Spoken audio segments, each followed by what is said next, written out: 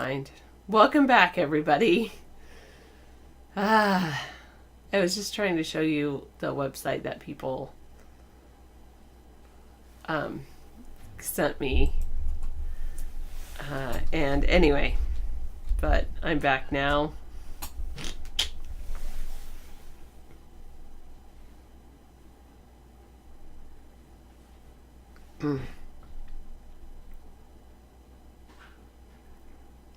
Inhabitants of a Dutch asylum center in Alkmaar are angry about the building's new cleaning policy.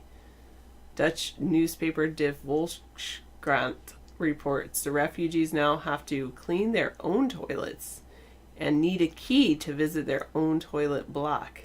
They want us to clean our own toilets on our knees, said Ahmad from Palestine. Other migrants said even Syria's prisons are better. Bystanders laugh about it. Abu Barak from Syria tells the newspaper he's in shock and asks, "Is this the Netherlands?" The toilets in the facility have no toilet paper as refugees use water for cleaning. They bring watering cans with them, and as a result, feces spread throughout the room. Spokeswoman of the asylum center says the new cleaning policy has to do with bad hygiene in the toilets. The idea is that by making persons responsible, things will improve. When you go to a toilet, you leave it behind in a clean state. That's part of our program. Migrants are also unhappy with the accommodation's new key system. A woman with a headscarf said, "I have 2 children. Sometimes they urgently need a toilet. And how do we have to do that with a key?" There's a lot of comments on this.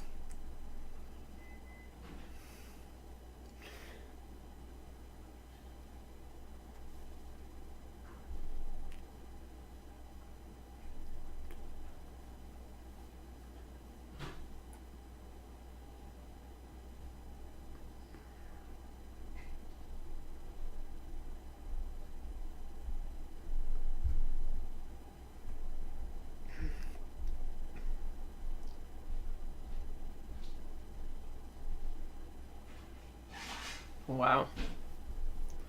Anyway.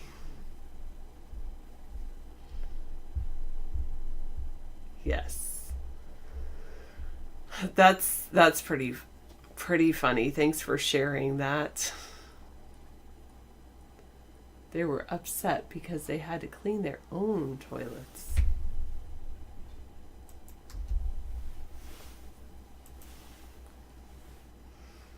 And they didn't supply toilet paper. Maybe they should buy their own toilet paper, too.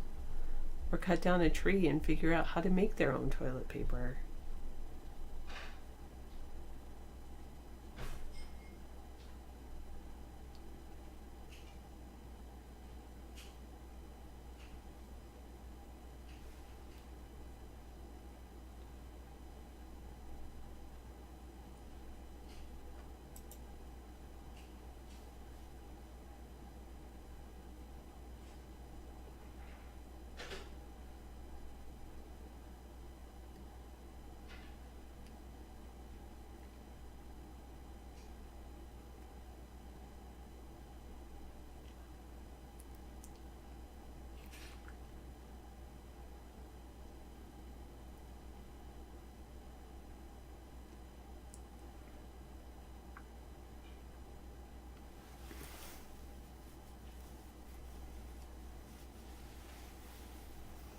All right, I was just reading some of the headlines over at the Gateway Pundit.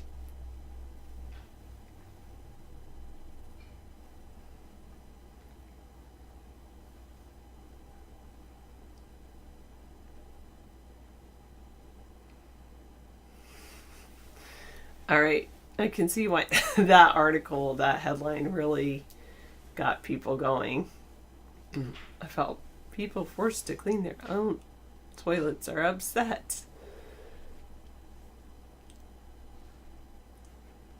Oh, you take old phone books to 3rd grade science classes and tear them in half. The kids are amazed. Is there some secret trick you do with that, Jack? Oh, no toilet paper. Use a phone book page, yeah. It's true. Our phone books around here aren't very thick. Or the papers are thick and the... I don't know.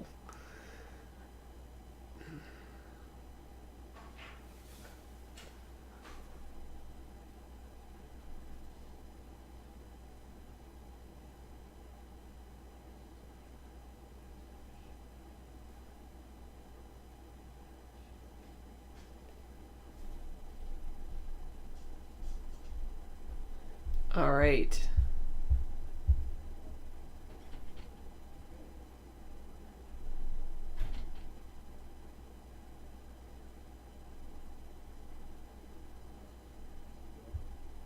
I think I should just close out of these.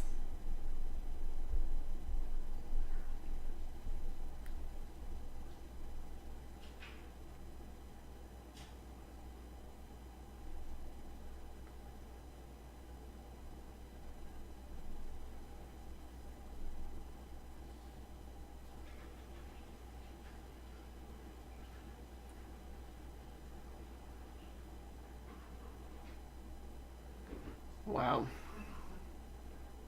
I like make me up when September ends. You like wake me up when it's all over when I'm what? Oh yeah, exactly, Shelley.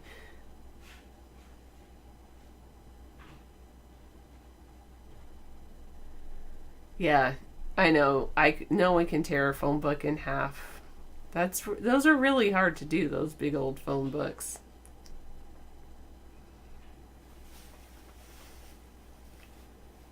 I was just reading the headlines. Gateway Pundit has some interesting headlines.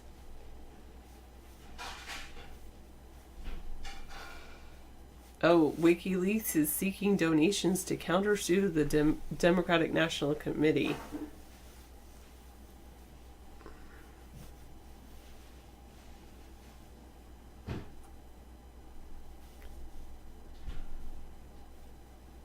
And Judicial Watch sues the Department of Justice for Comey Mueller communications, thinking they might have colluded.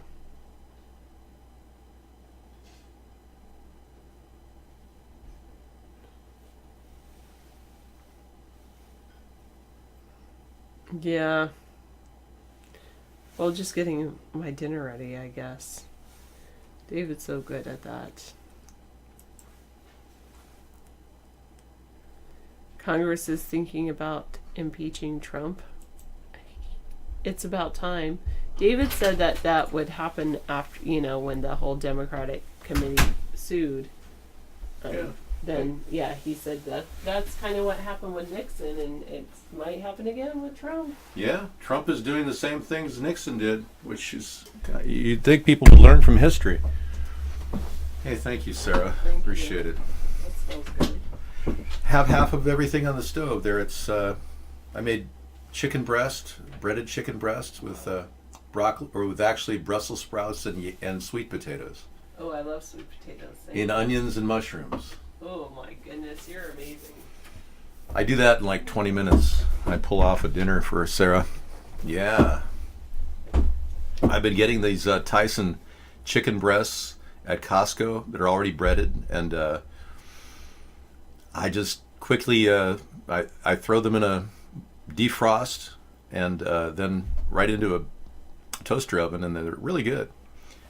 And then slice them. They're better than the chicken tenders, I think. Yeah. And Tyson is really adapting to our current situation with Trump allowing Chinese chicken to be imported into our country, which is ridiculous. They're offering no antibiotics or hormones in their chicken meat, which is actually a pretty smart move for Tyson. I would love to be able to help Tyson deal with their chicken waste. I want to be able to help Tyson Foods integrate their chicken waste into a natural fertilizer that Dow Chemical could develop. I don't see why those two companies can't collaborate on something that is, a problem for Tyson and a solution for the chemical company that just doesn't want to stop making chemical warfare products. I don't want to stop or destroy a company in America. I want to help them adapt to a much more natural format for solving problems like non-chemical fertilizers and less pesticides, less herbicides. I think we could make that transition, and I certainly would assist those companies in doing so, because there's no point in just abandoning business models that have been around for a long time. I would have stopped the chemical warfare industry in 1946. I would have told Dow Chemical and Monsanto that they have to shut down. But since it's not 1946, we have to adapt to a model that allows for people to work and still do things. Dow Chemical could be instrumental in helping us build the ocean pipeline. Guten Tag, DT Laura. The ocean pipeline, the idea that I came up with that Trump tried to steal and called it Ocean Dome, is a really important product that could very well help bring water to California. And I'm obviously excited to know that we can make polycarbonate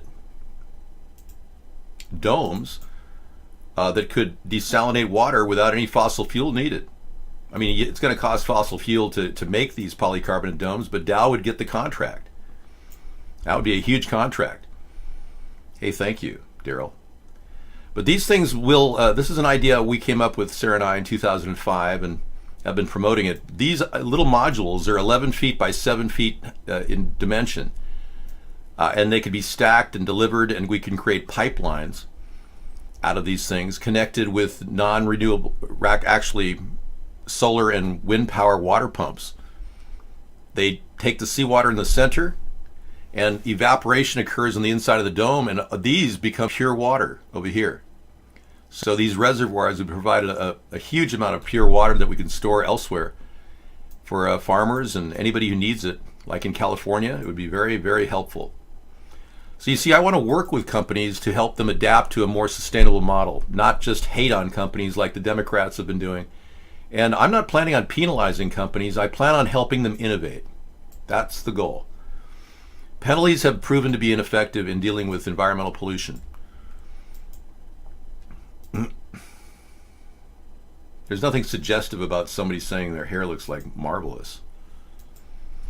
All right. So solutions using brand new green, clean technologies to our current problems will help power our economy.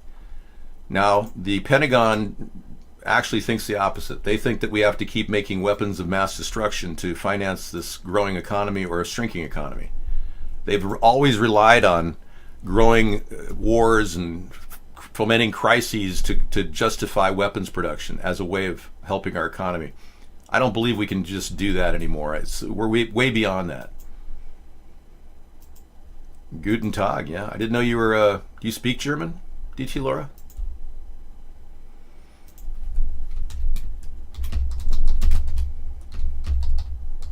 No, yeah. I studied German, but I don't speak it fluently. War is obsolete. These were some of the last words my father said to me before he passed away. My father was a war hero in the Marine Corps and was responsible for winning the war against the Japanese, along with many, many men who fought out there in the trenches of the Marianas. And he believed that war is obsolete, and I believe it too. I believe we have to learn that this is the way. And the only way I think we can solve these problems is to understand the depth of where we're going if we do engage in war. And many people don't realize that. War will destroy all of our resources on this planet, no matter who you represent, what country you represent. War destroys and war kills. And there's no way that we could possibly engage in a conventional war with Russia or China and come out on top, or they could come out on top. We would all lose. Because in the end, it goes to nuclear. It would create what Einstein said, the devastation of our planet, and World War IV would be fought with sticks and stones. So the idea that war is obsolete is a learned idea. It's not something it's not intuitive. You don't just say, oh yeah, you're right, it totally is. No, these military industrial people who really make money on this war machine, they don't even understand what they're doing or how far it'll go and where it'll lead them. And that's something I'm going to help them guide toward a better future. So more environmental technology, more green, clean technology that we can export to other countries. Creating fresh water and fresh air is clearly the future of mankind and the growth of our economy. Not creating war machines per se. But in lieu of the fact that there are people that are hell-bent on having war machines. I have suggested a drone missile defense system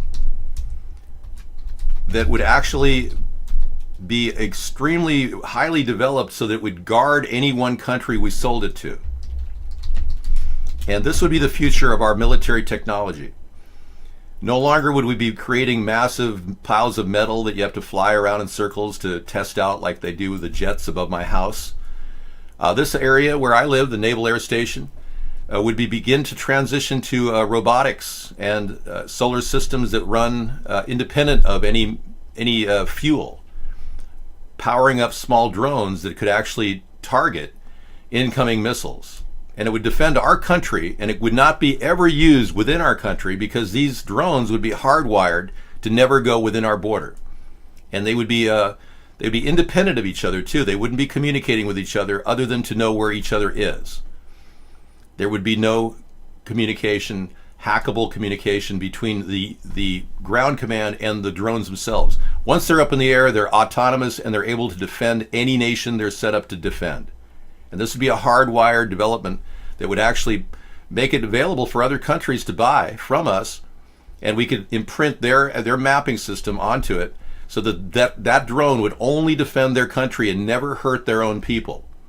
And this is something that is a highly developed thought that I've put together that I think could very well provide safety for not only our nation, but other nations as well that certainly purchase these from. We sell and export military weapons. That's how we maintain our economy and how we grow. But we can't just stop that. So I've created this as an alternative to the big, huge, behemoth F-35 programs that are wasting tons and tons of money. Now, the F-35 I would never scrub because even that has potential as a drone bomber, a stealth drone bomber. So there's no way I would just stop and cut off Lockheed Martin or other companies that want to do business. My goal is to work with these companies so that they don't necessarily wither and die, but they can't just dominate our economy like they're doing right now under Trump. Well, in these particular drone missile defense systems, there would be no way these could be used or tasked to be reprogrammed from an exterior point. They'd all be hardwired into their intelligent memory system, which would be completely untappable from outside. Right now, our drones have been tapped into. Many people don't remember in 2010, there was a drone that was landed, made by Lockheed Martin, that somehow the Iranians took over and managed to land, and stand there and take a picture with. Here it is. The Iranian military was standing around watching this drone land right in front of their very eyes while their Iranian government took over control of a Lockheed Martin drone. This is an actual picture from 2010 that Lockheed Martin never ever admitted to. And our government never admitted to this either. But the Iranians actually landed that drone and reverse engineered it, and they're making their own drones. The problem with drones is that they are operating from outside of a sector. We've got video command centers that are using various means of communicating with the drones. The drones are not always independent. Now, there have been recent radar jamming techniques that were used by Russia in the recent strikes. They've been taking out our drones that are watching, and eyes are looking at the Syrian conflict, and they're using jamming technologies that would take out a drone like this. Russia is, which is making drones not as effective as we thought they were in the Iraq War. So Russia has this technology. I'm sure Syria has it too, and I'm sure Iran has it. So we need to create drones that can actually be completely independent of ground control or radar. I am reading chat, Alec, and I thank you for saying I'm stunning in this dark blazer, but I wear it all the time. You know that. It's a Chaps blazer I got for $39 at Kohl's on sale. Still looks good. It's kind of like my go-to blazer. So we covered the territory. This is not about creating more war machines. This is about modifying war machines to work with the future and maintain a stance that would be open to sharing ideas with other countries, not at all trying to just dominate other countries, which has been the problem all along. Russia is in a war with creating their nukes. They're creating weapons that are extremely dangerous. Trump kind of kicked them into gear with his bravado and his attempt to act like that we got more and more advanced weapons. We're still in a arms race with Russia and China, and it's nobody's going to win this arms race. We all have to look at this as a way we could all be independently defending our nations against each other as we migrate to a future of less nuclear weapons. Now, I'm not saying it's going to happen, but we've got to at least lay the groundwork and foundation for that. Okay, you're going to bed? Please post, update the final score of the Boston versus Toronto game. Thanks. Okay. Boston, Toronto, the Celtics versus Toronto. Currently, basketball.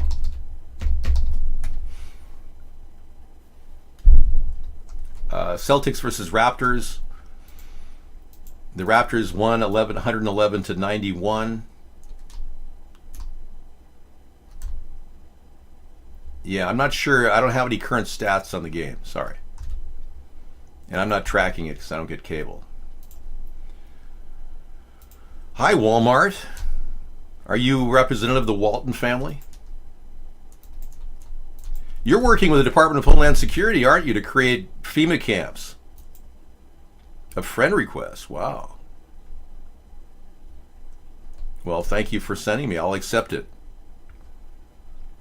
All right, Walmart's in the room. I'm trying to accept it. It won't accept. There we go. Yeah, so these Walmarts are turning into FEMA camps. David, your iVlog social feed has gone a bit wacky. Okay. I Love Fries is in there. Jackson. No, I think it's pretty good. It's not that weird.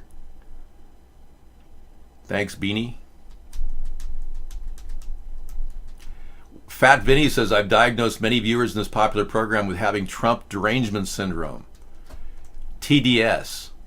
Yeah. Trump derangement syndrome. Wacky tobacco. Hey, in keeping with the goal of creating a legal weed, somebody put this thing together. He wrote an ATP note on his pile of legal weed that he created. Isn't that funny? America's third support. We support legalized marijuana. I'm definitely the first person to talk about it, but Charles Schumer is now discussing a federal plan to make legal weed for everybody. Thank you, Chuck Schumer. Good job. He recognizes the benefits of this. I know you think Bill Hicks is dead. I got that. Yeah, well, anybody can fake their death and put up a headstone claiming to be dead. Yeah, it doesn't take a genius to realize that a little money goes a long way in faking deaths. So thank you for suggesting that Bill Hicks is still dead. But he's not. He's Alex Jones. Everyone knows that. Even Alex Jones admitted it. Why do you people get with the program? Well, you don't need weed. You want weed. I haven't smoked marijuana or vaped marijuana in 15 days now. Ever since I got the flu, I have not consumed or imbibed in any of it. And I got to tell you, I miss it. But I don't miss it that much because I'm so much more productive when I'm not vaping. I mean, I was cleaning the windows today. I said, Sarah, it's time to do spring cleaning. And I was out there working on the car. I think I waxed the car within 5 minutes of the show. Okay, let's take a look at the scissor fight video.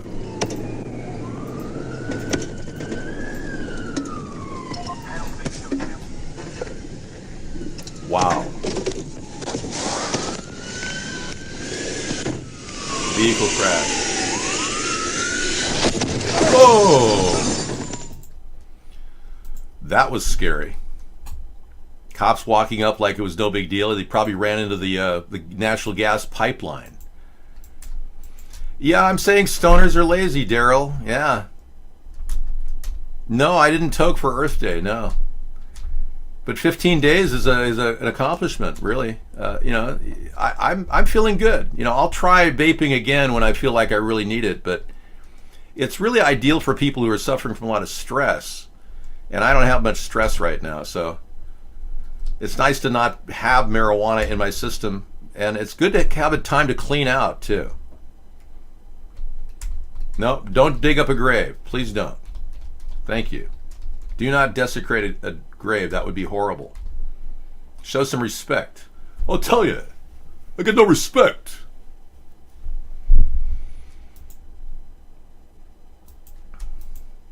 Rodney Dangerfield. That's a pretty powerful video. Yeah, they hit the gas stove, probably the gas line into the dryer. The car just careened into the house and then blew the dryer gas main. I don't think Mary Jane was the cause of deaths in Vietnam. No, because they have a higher state of mental acuity when they smoke marijuana. In fact, driving tests are showing that people are not that dangerous on the highway like they are with alcohol. So, hey, thank you. I don't really believe the studies on marijuana and inebriation affecting driving. They found that there is no direct connection. In fact, AAA did a study.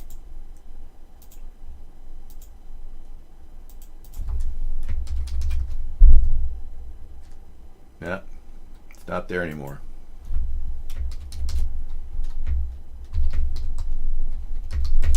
Let me see if I can find this.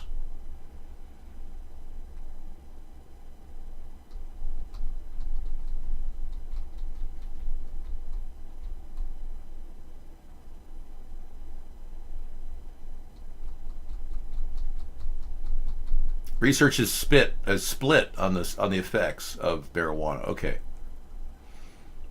It's funny, I used to have an article that I used to bring up in a show, and it doesn't exist anymore. It must have been scrubbed off the internet. But studies have shown that the mixed results on marijuana, it's really alcohol that impairs people's driving the worst. So I agree with Charles Schumer, and that's my position completely. If he wants to move toward legalization, I'm all for it. I would certainly sign off on that legislation in 2021 if and when I'm president. I know, Cherry Popper says it's very suspicious that North Korea was so anxious about their nuclear war than suddenly showing the peace card. I believe that they're luring Donald Trump into a very vulnerable position where he would go to Pyongyang to meet Kim Jong-un. The biggest mistake he would ever make. I recommend he not go there. I hope the Pentagon stops him. It doesn't make any sense for them to be inviting him to Pyongyang. If we were to get an agreement with China to meet him in anywhere in China, like Beijing, I think that would make sense. But only under controlled circumstances, because right now Kim Jong-un could easily kidnap Donald Trump and hold him ransom. And I'm not kidding. I don't want anything bad to happen to Donald Trump, so I certainly hope that people are aware of the dangers of dealing with a person who's killed his uncle, his half-brother, his girlfriend, and 16 of her friends that made a simple erotic movie. And it wasn't even that erotic. So I'm really hoping that Donald doesn't go down this road. Plus, Donald has some delusion that Kim Jong-un wants to get rid of nuclear weapons. Kim Jong-un simply said he's not going to do any more testing. And we have evidence that suspicious activities are going on right now in North Korea, where contradiction occurs, where we can't verify that that's true. He may still be going on with nuclear testing at any level because he practically destroyed his nuclear testing facility. The mountain collapsed on itself. So it's a win-win for him to pretend like he's offering us something, but he really isn't offering us anything. This is a suspicious launch that happened.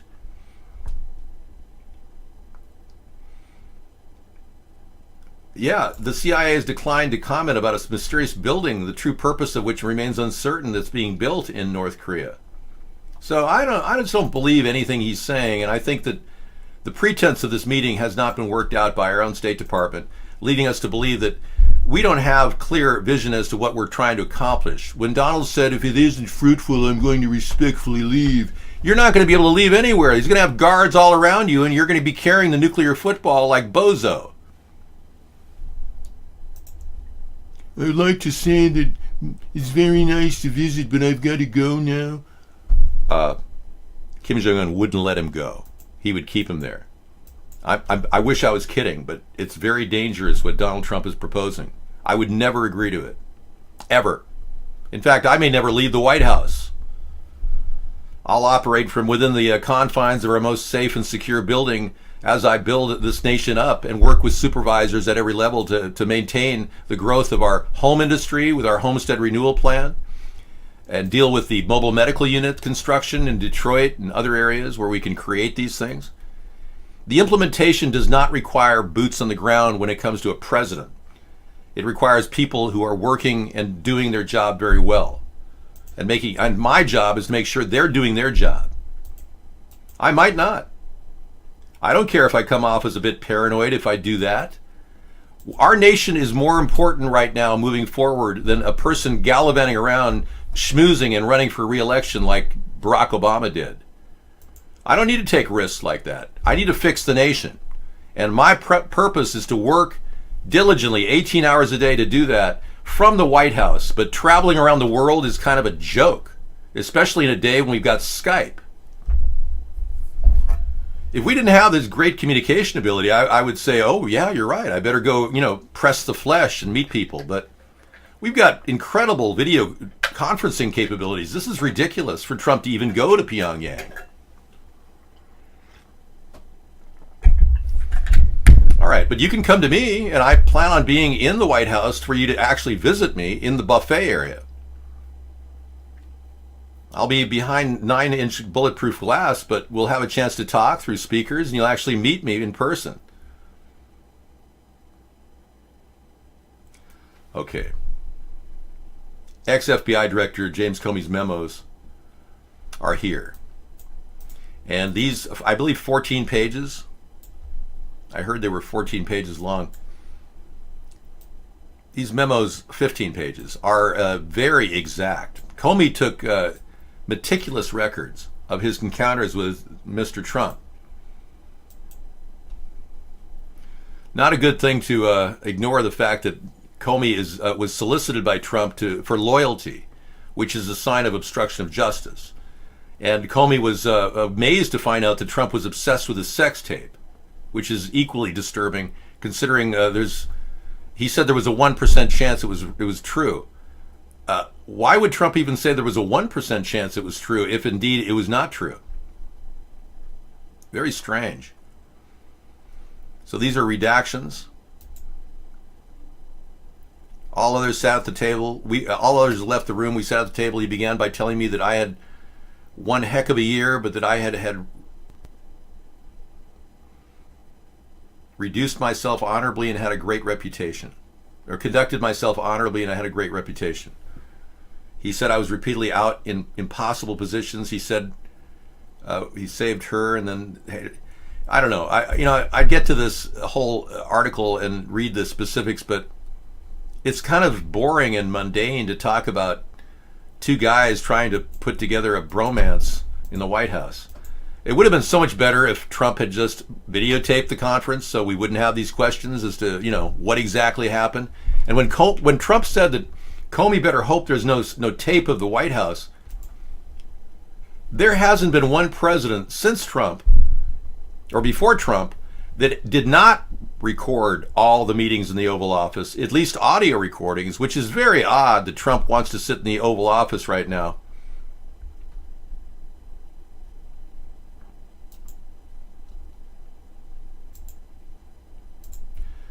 Trump wanted to sit in the office right now, and Deep Ellen Blues, I don't know where you're coming from, but look, I'm going to unban you. But if you put anything in the show again like that, you will be banned permanently, okay? Thanks. If I were in the Oval Office, I'd definitely videotape the meetings. I would definitely have audio tape, for sure.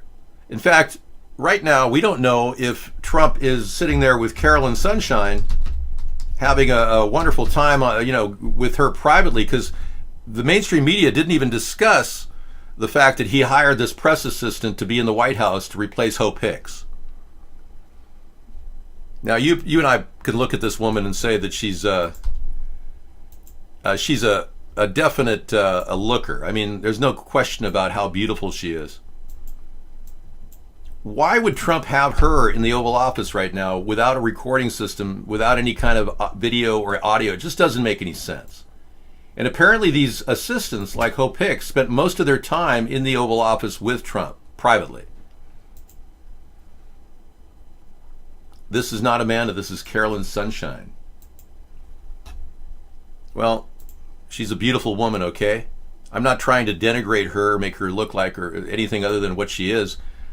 She's an attractive, beautiful woman who was a YouTube star who happened to be... Hang on a second. Nope. Mr. Dial Tone just called. She happened to be a... Mr. Dial Tone. A YouTube star from Disney, and how she got the job, I think it's pretty obvious how she got the job, because she's a pretty woman. You know, press assistant, I don't know. Okay, Mr. Trump, I'm ready for work now. Hi. What do you want me to do? Well, I'd like you to kneel on the same pads that Hope Hicks was using to, Are there kneeling pads in the Oval Office? I don't know. I've never been. We don't even have a picture of the Oval Office. What does it look like under him? What does it look like? Has he done some redecoration? Do you have a picture of the Oval Office? I haven't seen his $162 million worth of decorations he's put up. Well, as you know, I am the right guy for the job. And I will have a daily chat show in the White House where we will talk every day. And I promised you that's part of the plan to be more communicative with the American people. And there'll be a webcam under the desk that I'll be sitting at. So you'll know that there's nobody down there on their knees. Because I am Mr. Right. You're Mr. Right, my Mr. Right, too good to be true. You spin my world around, 'cause you're the peace I finally found. You sweep me off my feet, my heart stops to beat, 'cause you make me melt away. You're Mr. Right, my Mr. Right, too good to be true. My world around, 'cause you're the peace I finally found. You sweep me off my feet, my heart stops to beat, 'cause you make me melt away.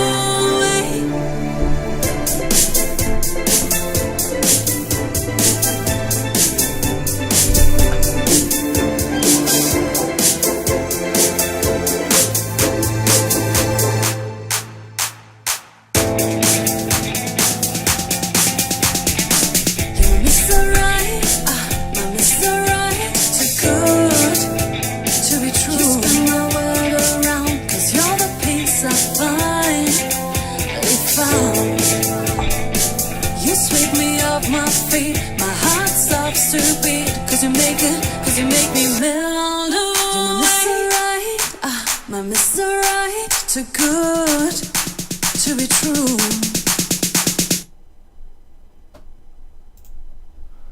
All right, thank you for listening to my one time a night I play Mr. Right, my original song I created on Magix.com, Magix.com. It's a free program to start with. It's a really good program.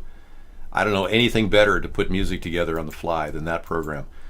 I played around with FL Studio, which is also, there's a basic FL Studio download you can get to do some audio editing.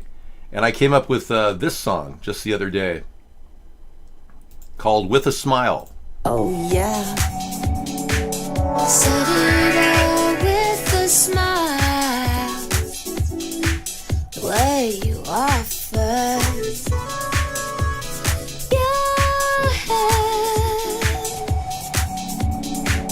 You could have been talking Kierkegaard, Galileo's daughter, man on Mars, but I never even heard of. Oh, I'll not soon forget. You want to be the way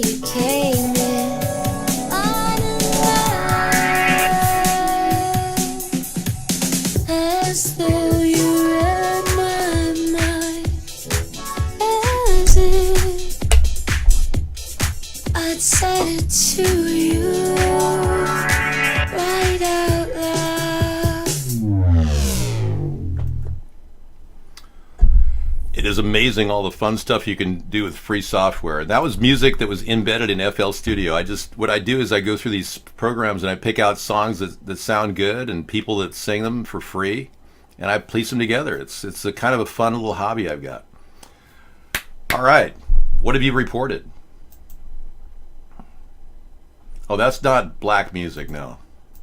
That's a modern day mix. I consider it a hip hop blend. But thank you. But yeah, it's okay to play black music anytime you want. Let's take a look at that other song. Excuse me, that other picture. Really shocking. Let's play it again. Play it again, Sam. Here's looking at you, sweetheart.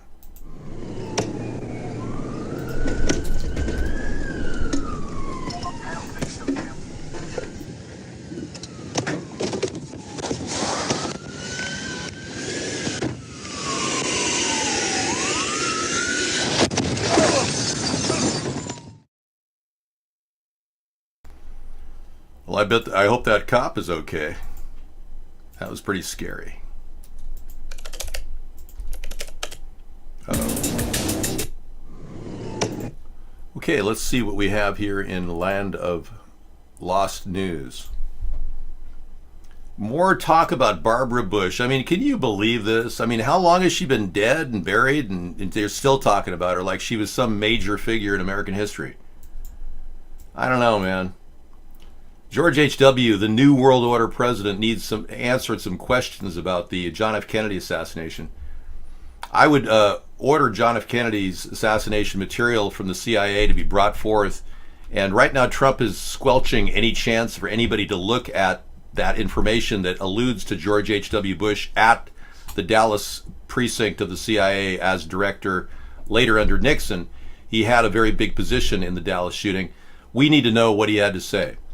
So at the very least, if George H.W. Bush is still president when I become president, I will order him to do a deposition. It won't be any type of a criminal action against him. I just want to make sure he's deposed. Yeah. She's alive? You think she faked her death? Who, Barbara Bush? Barbara Bush? No, I don't think so. That's pretty funny.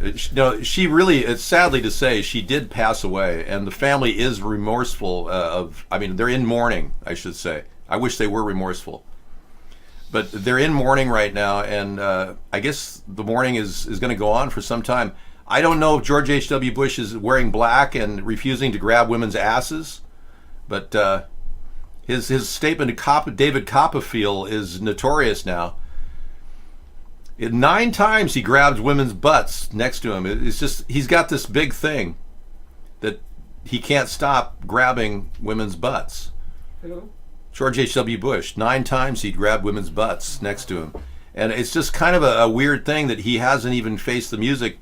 Of course, neither has Harvey Weinstein, for that matter. He hasn't had any charges prosecuted against him, even though there's 70 alleged rape charges against Harvey Weinstein, yet not one has reached the case of litigation.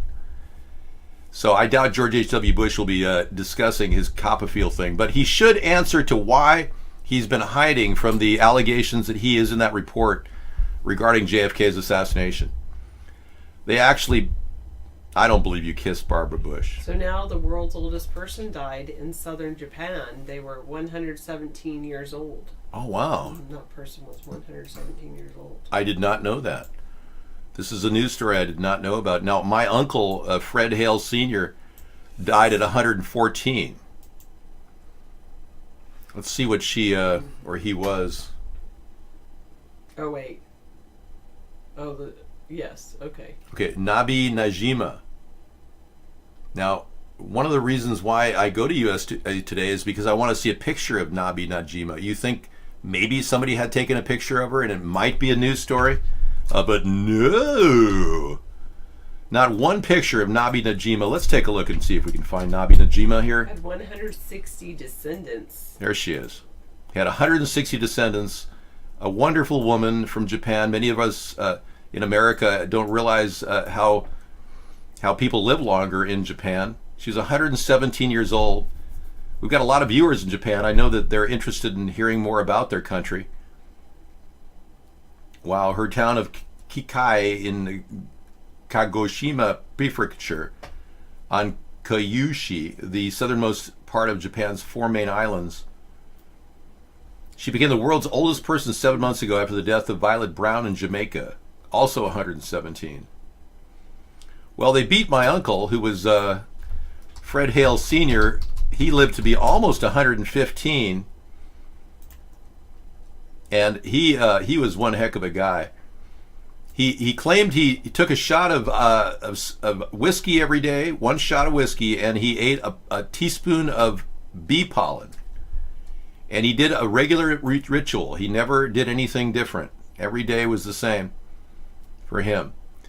No mixes in his daily routine. So you'll probably see the resemblance when I show you my face against his, but because I kind of look a lot like him. There he is, Uncle Fred. David plans to live at least twice as long as Uncle Fred. Yeah, well, I want to live to be at least 200. Hey, Sarah, you're looking like a pretty hot babe. How would you like to give me a Copperfield? Ha, ha, ha, ha. Oh, sorry. Yeah, that was Fred Hale Sr. I never had a chance to meet him, but he is my relative. Back to you in the studio. I don't have any UHF-related data, but I do have a breaking story about a man who, let's see what...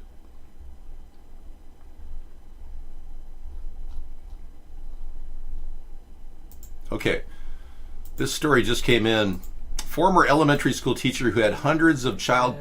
Let's not play that. Well, I'm glad he's getting 5 years in prison. Yeah, we're not going to play that because Sarah's here. We don't talk about stuff like that on the show when Sarah's here. All right. I'm glad he's getting 5 years in prison. I'll just say that. Well, yeah. At least. At least, yeah. I mean, geez. He should probably get 100 years. He should, yeah. Okay, let's get into the regular show here with the rotating galaxy behind us. Sarah's here to give you some time while I have dinner. Thank you.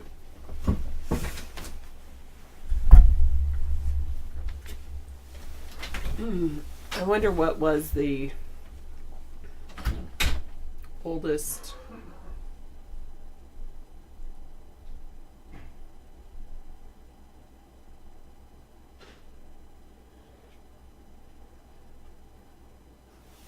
what is the I don't know. I should look up this gerontology research group and find out what old was the world's oldest person when they died. Thanks, Scissor Fight, for posting that for other people to see.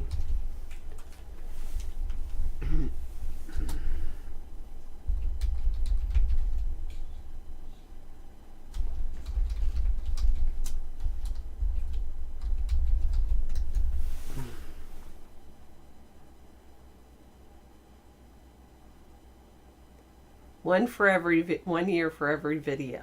I mean it.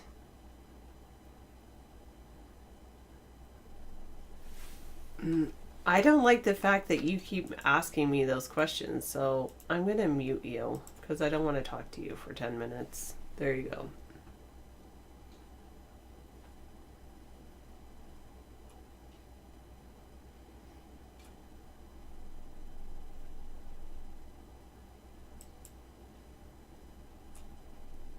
There's a gerontology wiki.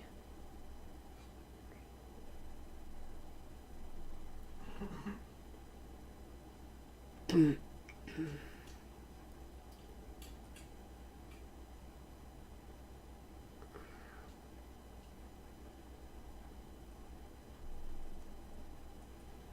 the age, let's see. Chio Miyako is the world's oldest person now, but that's the oldest living person. I want to go with the world's oldest.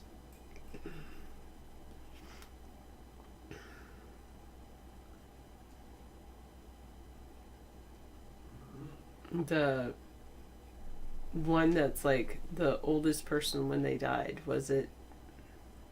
Maybe that's the question I have. Longest. Oh.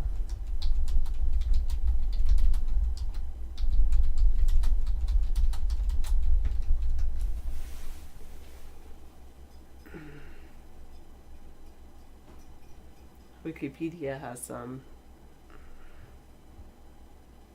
Oh, yes. The one in Java claimed he was 145. I don't know if I believe that.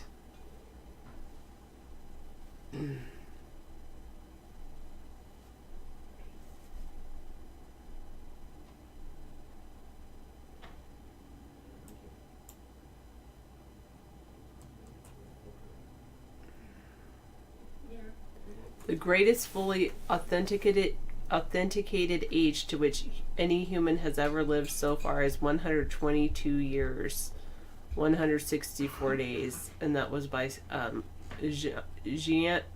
Jean Louise Clement in France. She was born in 1875, and she died at a nursing home in 1997. So 122 years is possible. Good to know. I just wanted to research that. 122. And that's a pretty long life. I agree with you, Tsunami Rose.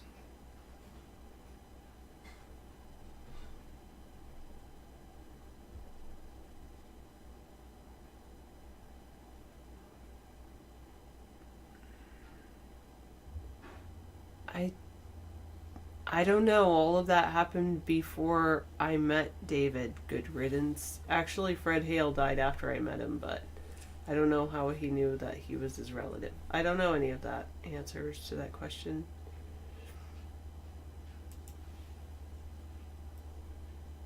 Yeah. Well, at least I'm willing to say I don't know.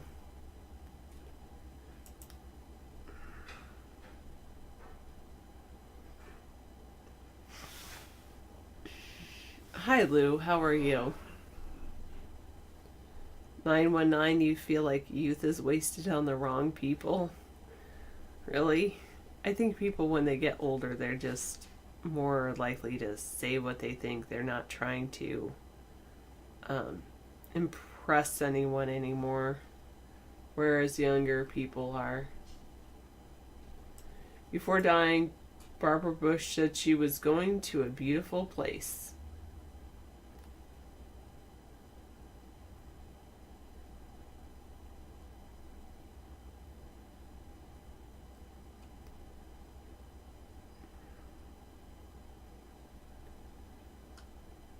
All right.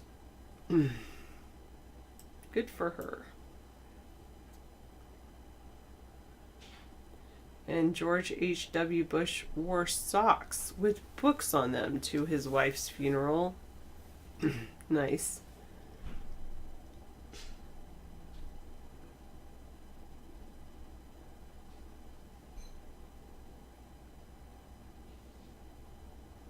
Shall we look at the 10 best U.S. suburbs for retirement?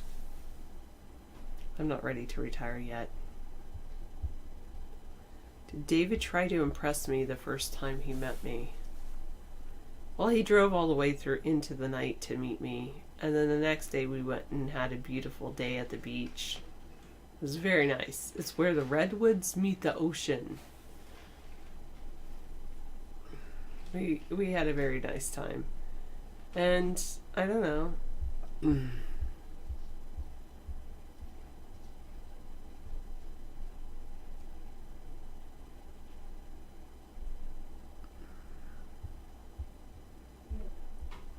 Wow. There's a tortoise that had a 10-foot tall high wall that they fell off and it cracked its shell, but veterinarians were able to put him together again. Oh, poor tortoise. I'm glad the veterinarians... No, I don't think I ever said I lost weight after David and I got together, no. I think I might have said I weighed less before David and I met up, but that was a long time ago. I didn't gain weight quickly.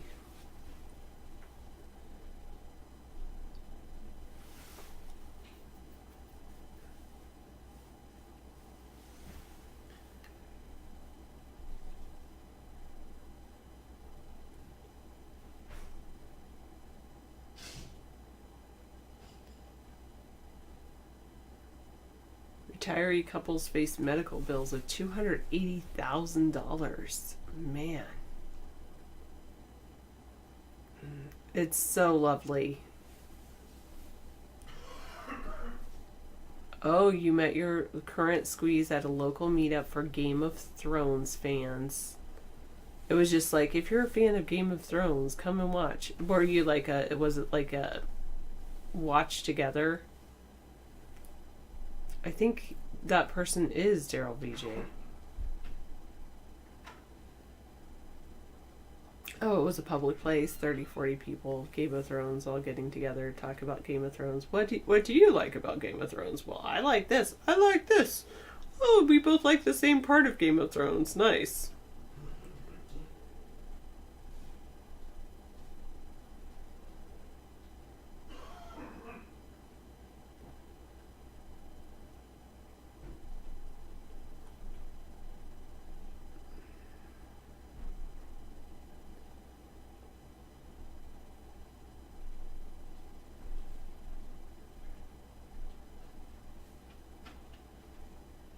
Oh.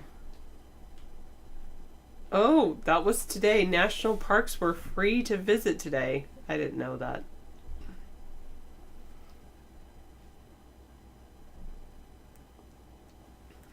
I'm not weak and whatever. I'm fine.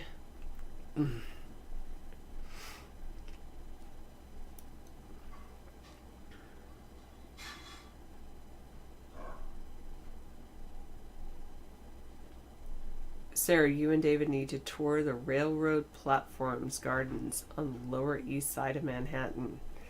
I don't think I'm going back to anywhere near New York in the near or distant future, so I don't think I will. Why did you say mine is 68? Completely. You got that your math is wrong from the beginning.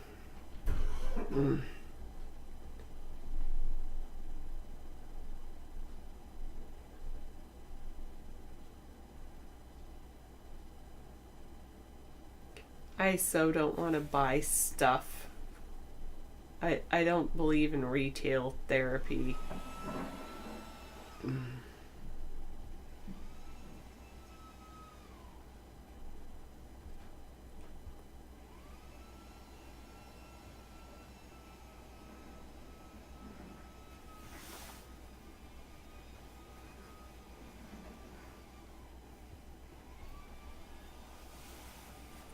All right.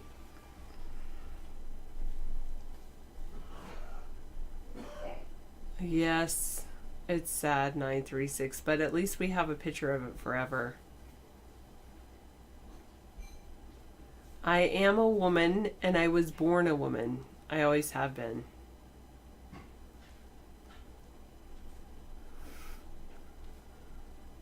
$48,000 to go. Good job. Yay.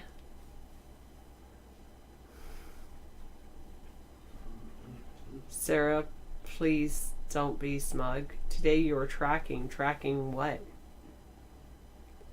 I'm not, though, 909. Just so you know. Are you transgender? I'm not. It's okay if you are. I'm not, but I totally accept transgender people. Not all people do accept transgender people, but I do.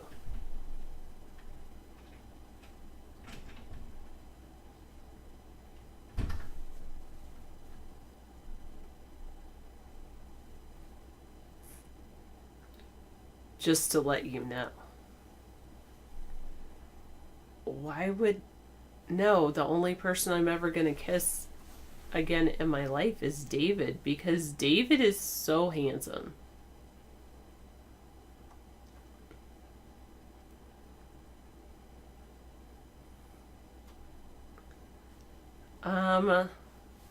I think everyone should have a private bathroom. We shouldn't have these like stalls for women, stalls for men. Actually, I kind of liked how there's these one that McDonald's did it, but I think they should do it for everybody. They had their stalls were like full on doors in the women's bathroom. I don't know how the guys' bathroom was, but they should just have full stalls for everybody, and then the sinks can be outside for everybody. It shouldn't be. I just say get rid of the urinals. Just have a toilet. If you want a urinal yourself, put it in your own home.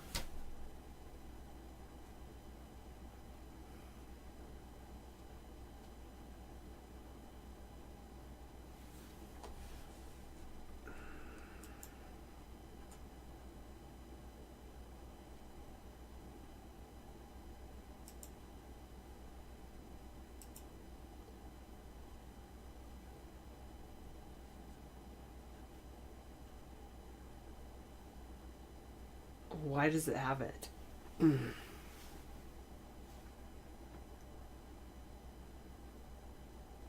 Do they install that in homes when people have little boys for... I mean, how many private homes have urinals, Tsunami Rose?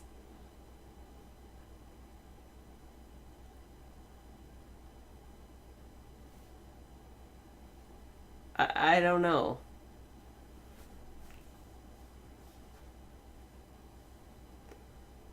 Okay.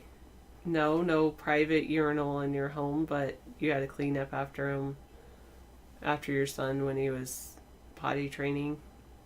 Did he eventually learn to use a toilet?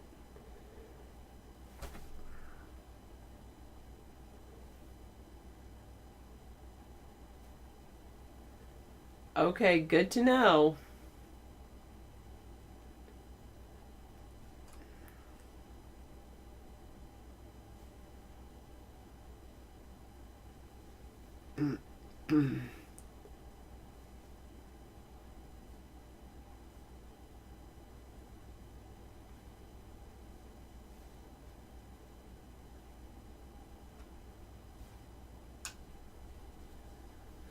Science says certain things may help you fall asleep.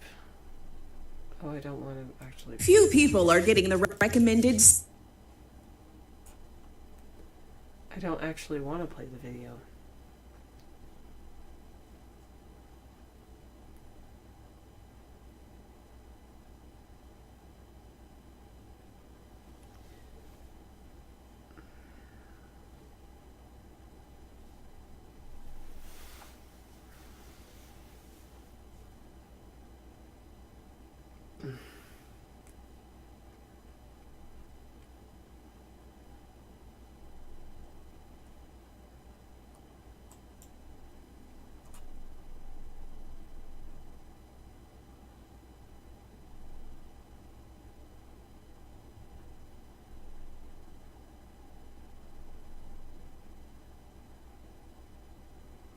Oh, they're talking about how in an opioid crisis, here's a silver lining. A woman OD'd from opioid heroin overdose, but she donated her organs. And I guess at least four of her organs were good enough to use for other people. So it extended the lives of 4 other people. So I guess everyone who is an opioid user should be an organ donor too. Automatic if you come in from an opioid OD. That way you can extend the lives of other people.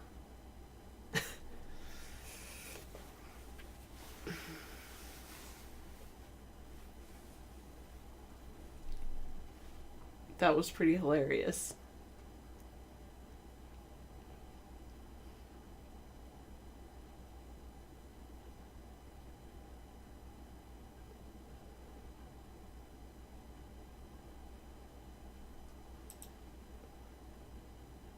No, 909. I don't believe I'm able to do so.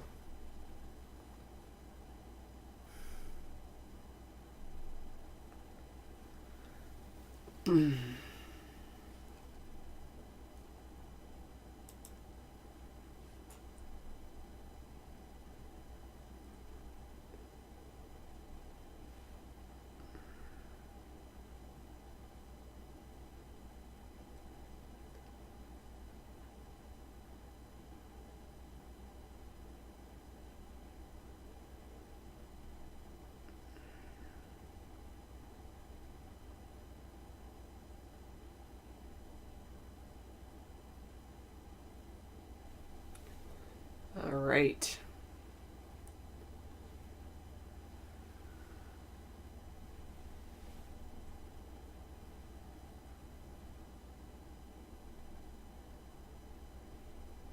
As he should.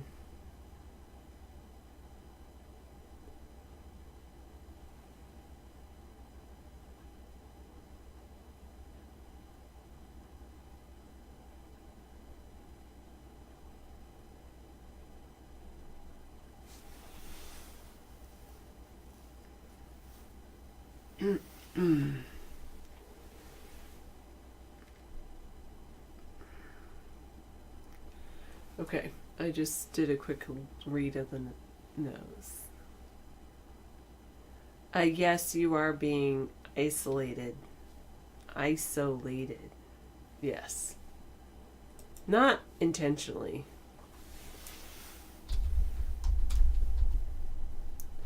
There's not a lot of good things to talk about in the news. We could talk about the future of this country. I would say one of the big things with the future of the country, we could talk about the opioid crisis, and what I think that we should do, of course, with the opioid crisis is target go back to where it starts, which is in the fields. There you go, good riddance, exactly.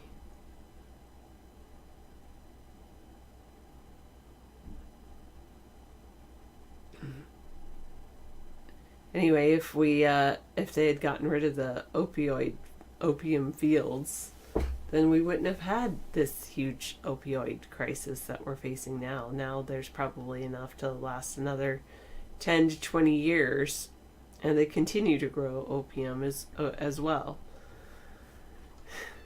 As far as a homeless issue, that's a huge issue, is the homeless population. And one of the issues with the homeless population, some of it is tied into drugs, because they'd rather just do drugs than try to become productive members of society. I agree with Mad Dog. With drug addiction, if you don't partake, you can't get addicted. This country does have a future. It starts with you and I. No, I don't have anything to show you there, 5-6. Doesn't nothing.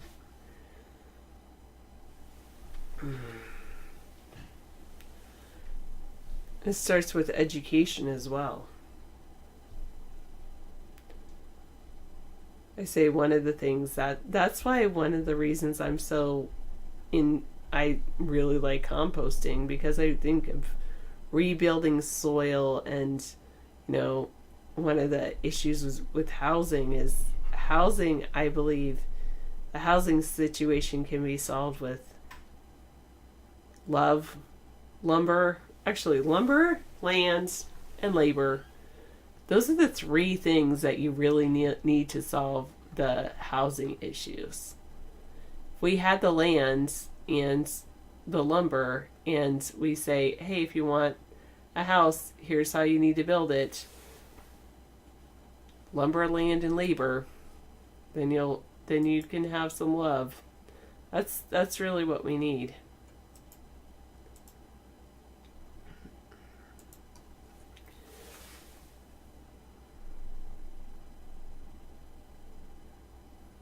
I would think coconut coffee is good. I like coconut flavored things.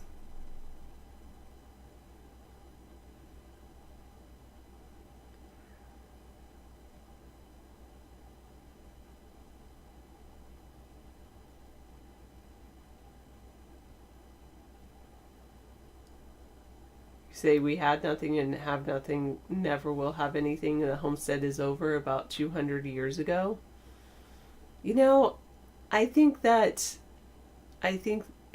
we might not have everything that homestead had. We're not going to have 240 acres of land or 120 acres of land, but we can build apartments. We can build housing, but the thing is, I do not want to have, with property taxes, no one owns anything except the government. And so the government can help with issues and solve issues. But really, I mean, people can own things, but then, of course, they have to pay their property taxes. And I agree that we should not be dreaming of material things, and we shouldn't try to. What I ran into something about. Are you thinking about? Oh, what was the term? Retail therapy. Oh, goodness, that just drives me crazy. Buying things will not make you happy. If you're not happy without the thing, you're not going to be happy with the thing. It's not going to make you happy. I'm sorry. Be happy. And really, for me, I like having less things. I like being in nature. Nature is very, very good. No, well, that's not a law, Mad Dog, because of separation of church and state. I'm sure it's a rule at Christian schools. No, I'm not going to make it legal to own exotic pets like lions anywhere. I think that lions, dangerous animals, can be dangerous weapons. No. There's no song that we played by Madonna. David did play a song. Mr. Right is by David. Other songs he's played are by Scissor Fate. And he's played some of his own. Correct. I will never, ever stop. It's so great.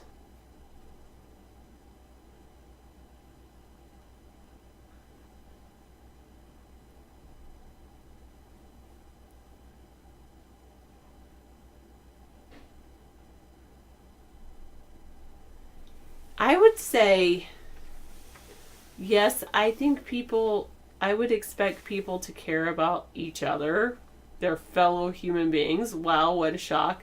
And care about the planet, care about nature as well.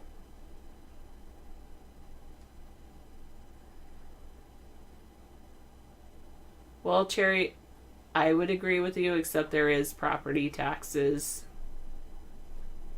Well, this is your life too. Thank you for being here with me. I don't really think so. 909. I like my life, and I like being here with you. I disagree with you. Good riddance.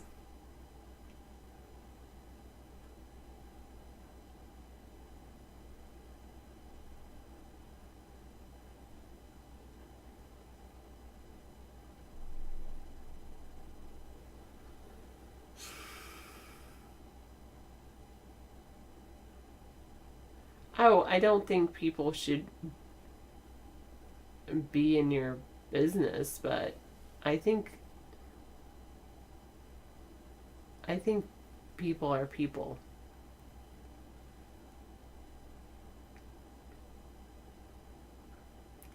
I'm going to spread love. How about that? 264.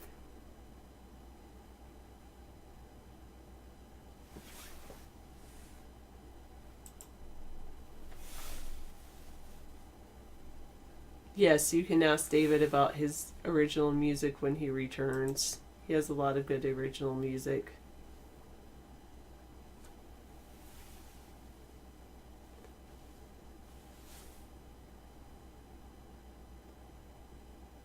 Oh, I'm glad you like the guitar, playing guitar.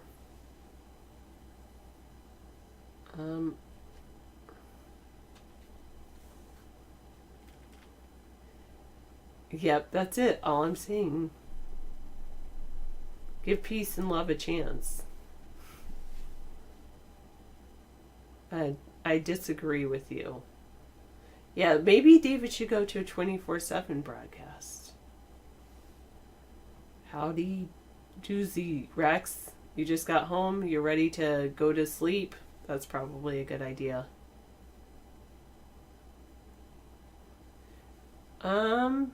I think some video games can be bad for some people.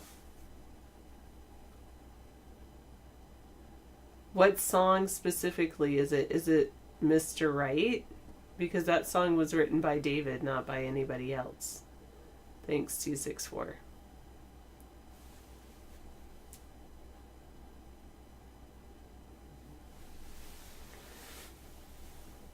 According to a book that was written, Mad Dog, I totally disagree with you. At least with the Beatles, we have video and music and interviews. According to with Jesus Christ, it was written by, wasn't even written by himself. Written by other people.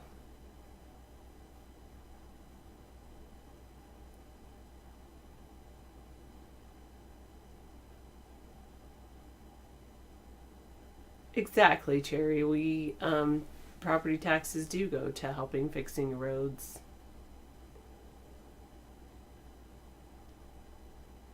Yeah, I wrote that. I helped write that a long time ago. Hybrid capitalism. I haven't written in a while, even in my journal recently.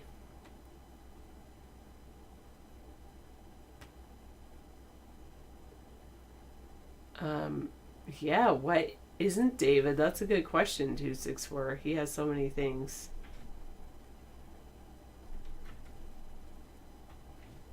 Oh, sure, I'm sure. No, David doesn't read my journal yet.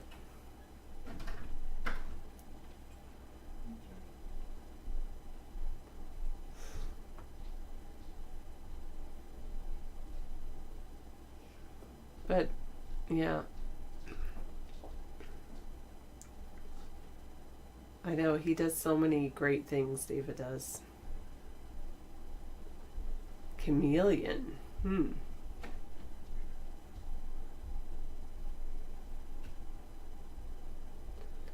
think you're a little bit judgmental, Mad Dog. Which, I thought Christians, well, maybe, and Mormons, I thought you were all supposed to be non-judgmental. Why judge others? Let them be. Let everyone just be whatever they want to be.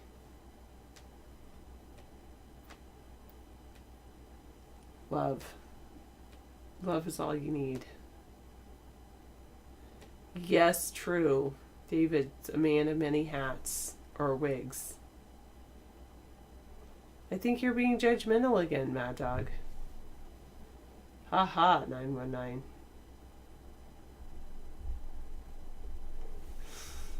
Maybe he just wants to be ironic, restarted.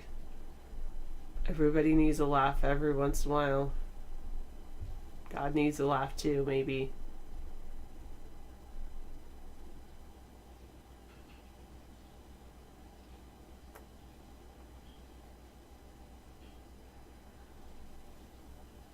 Alright, check this out.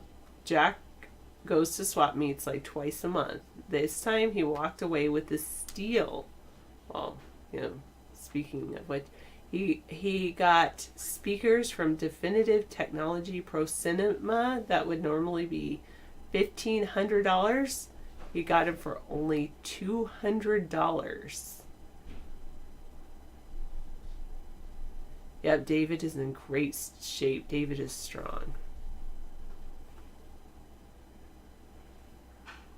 I know, Mr. Right, not judgmental at all.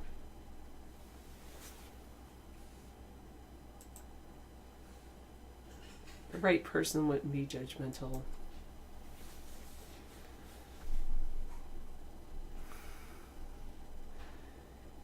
Yay!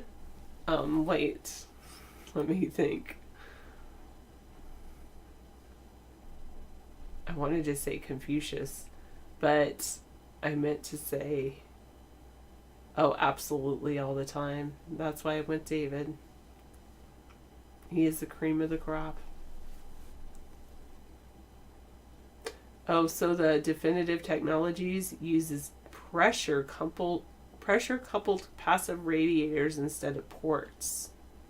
Pressure coupled passive radiators. Wow. The sound is amazing, truly boxless sound. Wow, that's awesome.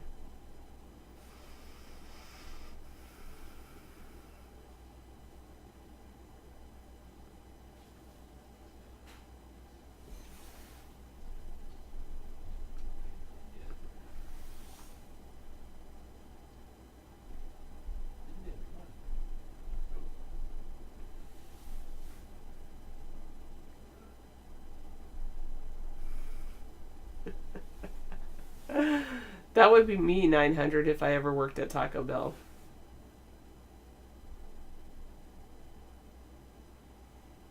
I only know the one text, the Bible. That's about it. Superwoman, or Wonder Woman, new PD1. That's what they call me. Wonder Woman. No. Oh, I don't believe I'm a political figure. No. I just believe I'm here chatting with you. Thank you for spending your time with me.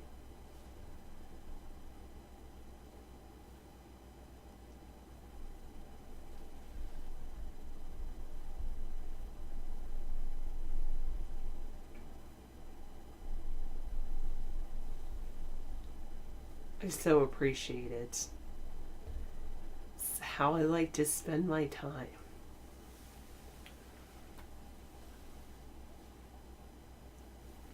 Used to be, yeah. Because I really do believe in our country. I believe in the American people, and I just want to say, I might have not told you for a while how much I appreciate each and every one of you American people, the hardworking Americans that get up every day and go to work, the truckers that deliver our food to our table, basically, well, from the ports to our table.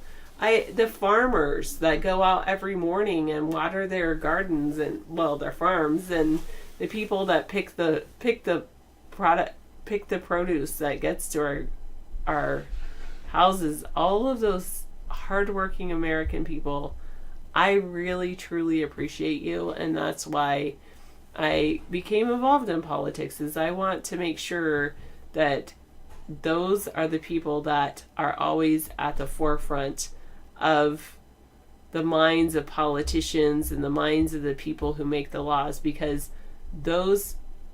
it should not be about money, or it shouldn't be about control or power. It should be about the American people. And I have to say, the American people are, they're such hardworking people.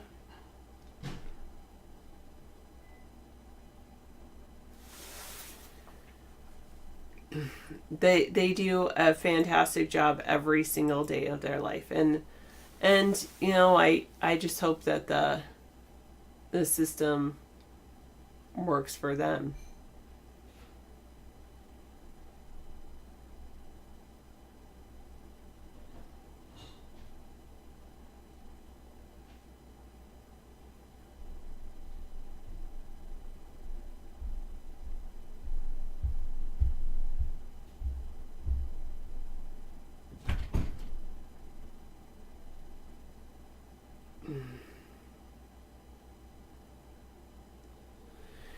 And right now, oftentimes there's,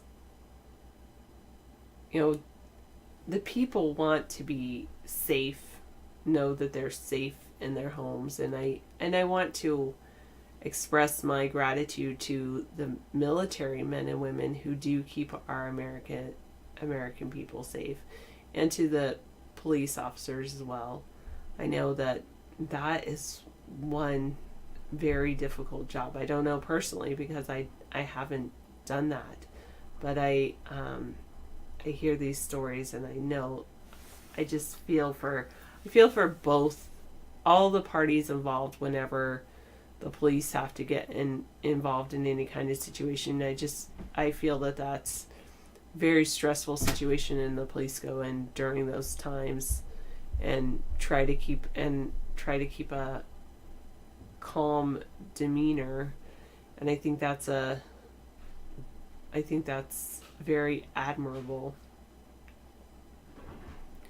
And I want to thank all of the people that work to pave our streets and all the plumbers out there that keep our water safe and drinkable. I mean, we are so lucky to live in this amazing country with all of these resources and all of these services that some people take for granted. Welcome back, Europe.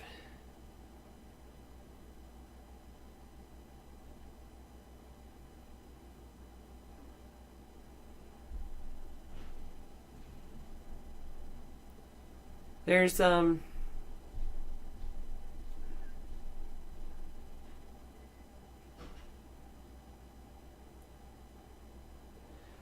I think that most American people know a lot. Most American people know a lot. I think you probably do know a lot more than me about certain things. Everybody can become an expert in their own field.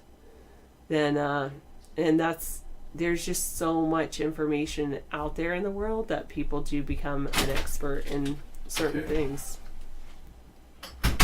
I did all your vinyl on your car. Oh my goodness, thank you so much.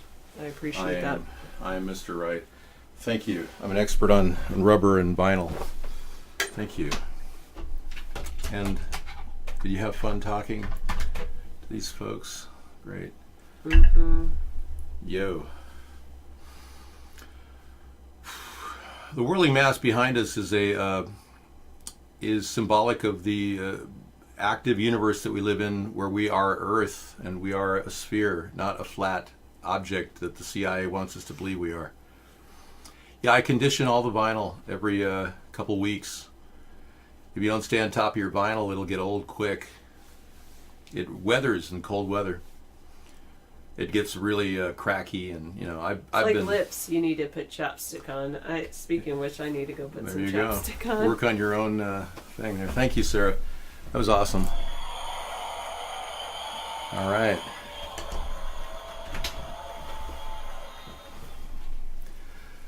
All right, Sarah's done for the night. I'll be back. Okay, there's a story here about the sex cult of Smallville, and that woman. Let's see what this is. The leader of an alleged sex cult has been arrested in Mexico. Keith Rainier is expected to face a judge in Texas today. He's charged with federal sex trafficking. The so-called self-help guru allegedly coerced women into having sex with him and also branded them as part of an initiation ceremony. Rainier is accused of running a cult in Albany, New York. Authorities say he used his power to create a master-slave dynamic. Investigators found Rainier hiding in a villa with several women in the popular Mexican resort town of Puerto Vallarta. He denies all the accusations. The nation's 41st president was joined today by the 42nd, 43rd, 44th, and the... Okay, and I guess Melania went to the funeral of Barbara Bush and the memorial. How long are they going to remember her? A couple more days or weeks? Or how long is this going to go on? Are they flying the flags at half-mast? Has anybody erected a flag dedicated to Baphomet or Satan, as her father was Aleister Crowley, and nobody in the mainstream media wants to talk about it? Yeah. Like, wow. Yeah, that's kind of a weird cult of branding. And I heard testimony from women last night that went there thinking they were going to have a unique sexual experience, and they were ordered to blindfold themselves and be branded. So that should not be legal. No. That man should be put away for a long time. We kind of need a new Charles Manson. I mean, we lost him to cremation recently. Yeah. Maybe this guy could be the new Charlie. Branding women. I can't even believe anybody would do such a heinous act, let alone having sex with all these women and acting like he's got something going other than, a small penis. Let's see what we have here. Oh, okay. Mexico's EU trade deal lands a punch on Trump. Trump's got a trade war going on with his own personal life. I mean, we could win a trade war very easily.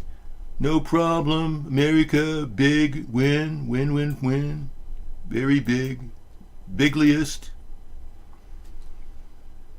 They called Barbara Bush bride of Baphomet and married to Marduk. Where? In the funeral proceeding? Ha, that'd be something if they actually admitted it, wouldn't it? Did you know that Barbara Bush had a stillborn baby and put the baby in a mayonnaise jar with formaldehyde in it and kept it on her Did you know this? Yeah. His name was not George W. Bush, no. Yeah, let me see if I can get you a story on Barbara Bush's baby in a jar.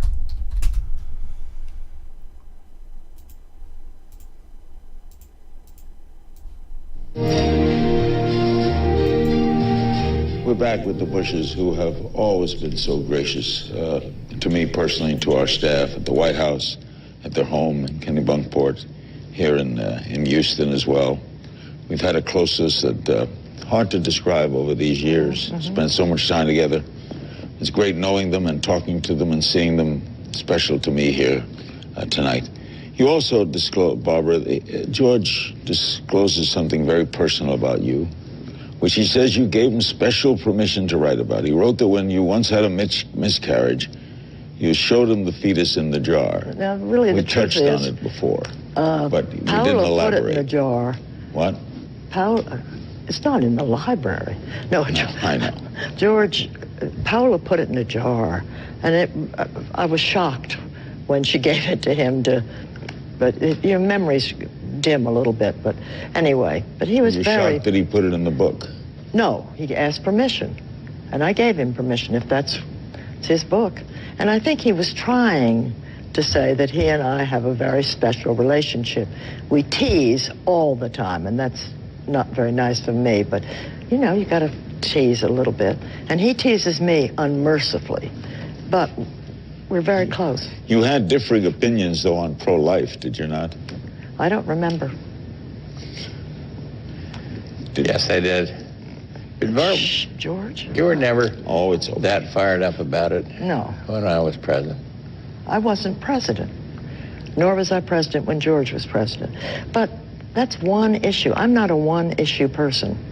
I mean, I don't believe in that, and I don't think my Georges do either. I think they try to think of what keeps America safe and what is... You respect other people's feelings, religions, beliefs, and I do that too. But you have your own opinions. Of course I do. But I wasn't in office. I wasn't courageous enough to run. And I'm still not courageous enough to run. Well, well, well. I think we'll leave that to your own imagination, folks, because that is a true admission of Barbara Bush and George H.W. earlier on. And that was the Barbara Bush fetus in a jar video. You want to look it up? Here is the YouTube link. I'm adding it to our link tonight for tonight. Yeah, jar babies. It's worth mentioning, don't you think? I'm glad I pulled that video up. Yeah, here is the link on YouTube that I just played. Fetus in a jar. And why would they ever call her the bride of Baphomet, daughter of Marduk? She actually was related to Aleister Crowley, the famed occultist who was known for his statement, "Do what thou willst." Yeah, she was the daughter of Aleister Crowley, and people are having a hard time with that. They just don't understand that this has not been talked about in the mainstream media at all. And when you look at this, you'll begin to understand why these Bushes, who were actually Nazis originally, actually George H.W. Bush was named George H.W. Scherf before he was adopted by his father, Prescott Bush, who was the money launderer for Adolf Hitler. And I hate to tell you these things later on in life, but hey, well, she's no longer living, and God can sort everything out in the end, and I'm not here to judge and tell you that she was a good or a bad woman. I have my own personal beliefs, and they do not coincide with hers or with the Bush family. And I'm entitled to my beliefs just like you're entitled to your beliefs, and she's entitled to her beliefs. So I've set the bar, Restarted. Nobody can even get close to this broadcast. That's why everybody keeps coming back, and we love doing the show. So it's important that we keep the movement moving forward. Yeah, it's pouring outside. Where are you? Yeah. Well, you know, I'm not here to pass judgment on people. It's not my place. I know it seems like I should take a hard stance against her, but I didn't think she was the problem. I think George H.W. Bush had some problems, and I think he still does, and we need to actually get him in front of a deposition and have him talk about what happened at Daley Plaza. What was he doing there? We have strong suspicion that the George Bush mentioned in the CIA report on John F. Kennedy's assassination was in fact accurate when they mentioned his name, but the CIA said that it was not him. And we have photographic evidence that suggests that he was standing there at the assassination, and we even believe that he was part of the team that was overseeing the operation of the killing of our president, John F. Kennedy. George H.W. Bush is on record laughing, smirking, and talking about the JFK assassination in a very odd way. We'd like to know what exactly he knows, and I want to get a testimony out of him, but Trump won't even begin the process, and he's using a law that should not even be invoked here, claiming that a standing president, cannot be investigated who's been out of office for 10 years. Well, George H.W. Bush has been out of office for a lot longer than 10 years, and there's no reason why Trump is invoking that law, which is completely illegal. So again, Trump obstructing justice, it seems to be like a daily thing with him.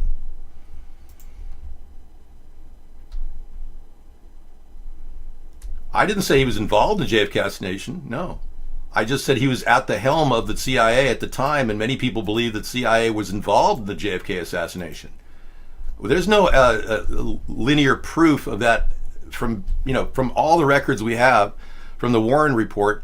They didn't even admit that Lee Harvey Oswald was a CIA agent for 5 years prior to the accusation that he was the shooter. That didn't even get presented in the Warren Commission report. That alone is significant information that the American people need to talk about, but we aren't. So the CIA continues to cover up a very important event that happened many years ago that we need to get to the bottom of, because our country's future depends on whether we can extract this mob element from our government before it's too late, before they take us down a very dark road. And our destiny should not be with the mob. We are much better people than that. And there's no reason why our politics should be influenced by the mob, but it has been.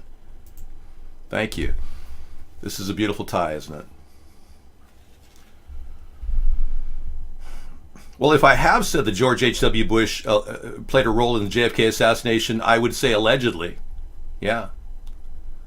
And again, them hiding the fact that his name was mentioned in the CIA report is enough to make me wonder if it wasn't a cover-up, which implies that, yeah, it leads me to believe that they're covering it up because they don't want to name him in the involved attack on our president.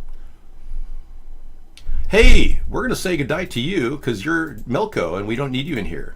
Thank you. Anybody with my face on their Vaughn account, and you can see that this man has my face on his account, we will have to eliminate you from the show.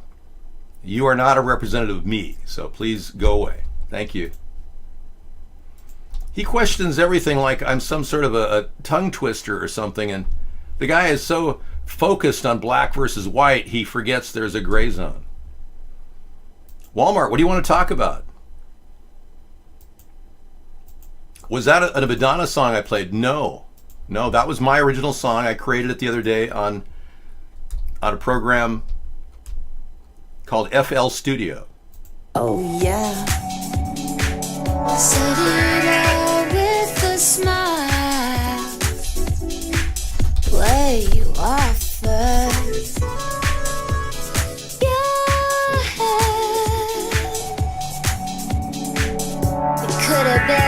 walking Kierkegaard, Galileo's daughter, man on Mars. But I never even heard of. Oh, I'll not soon forget. You want to be where you came in. I'm in love, as though you read my mind, as if I'd said it to you right out loud. All right, back to you in the studio. Yeah, Fruity Loops, I know. Fruity Loops is awesome. I just started experimenting with it a couple days ago. I have the free version. Yeah, it was kind of cool. It took me about a half an hour to play with that and pull it together. It's just one of those pastimes I love to play with music and have fun. Yeah. All right, so we have a situation on our hands.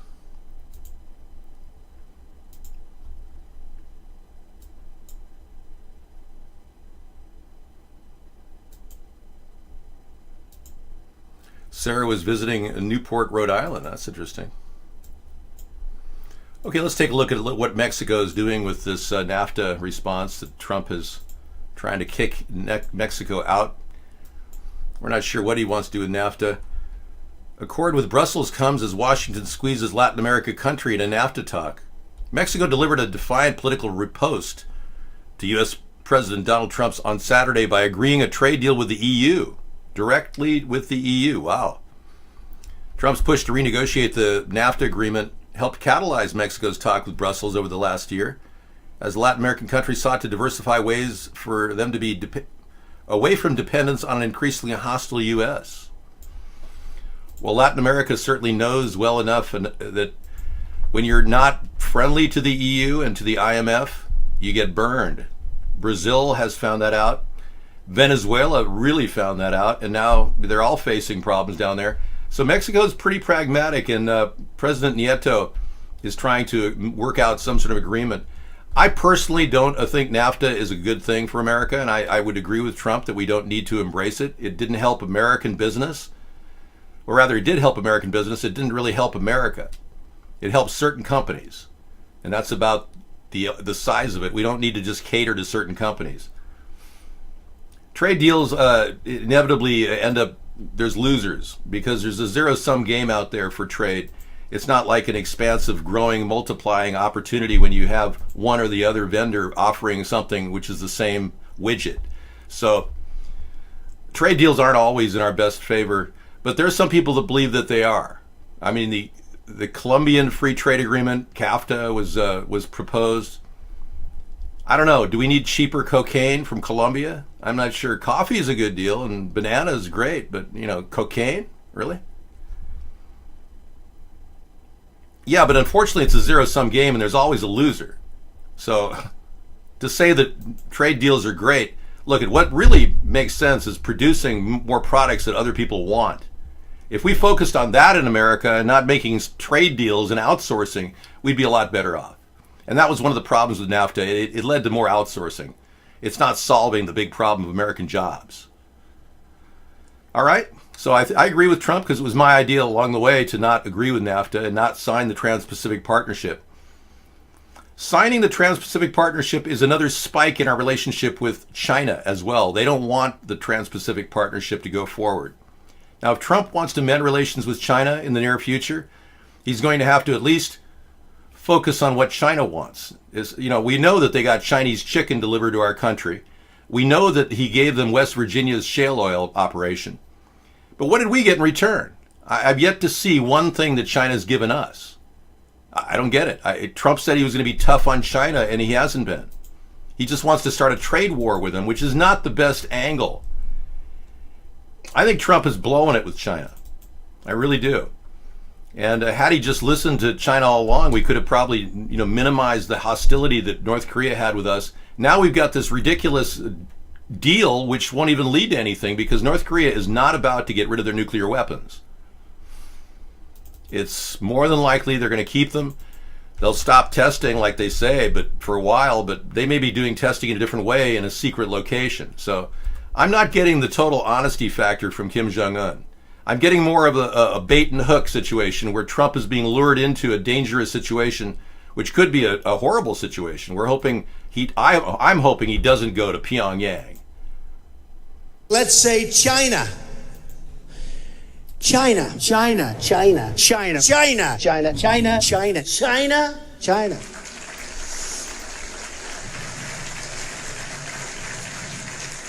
You go over to China. China. China. China. China. China. China. China. China. So he's not really making a lot of sense, you know?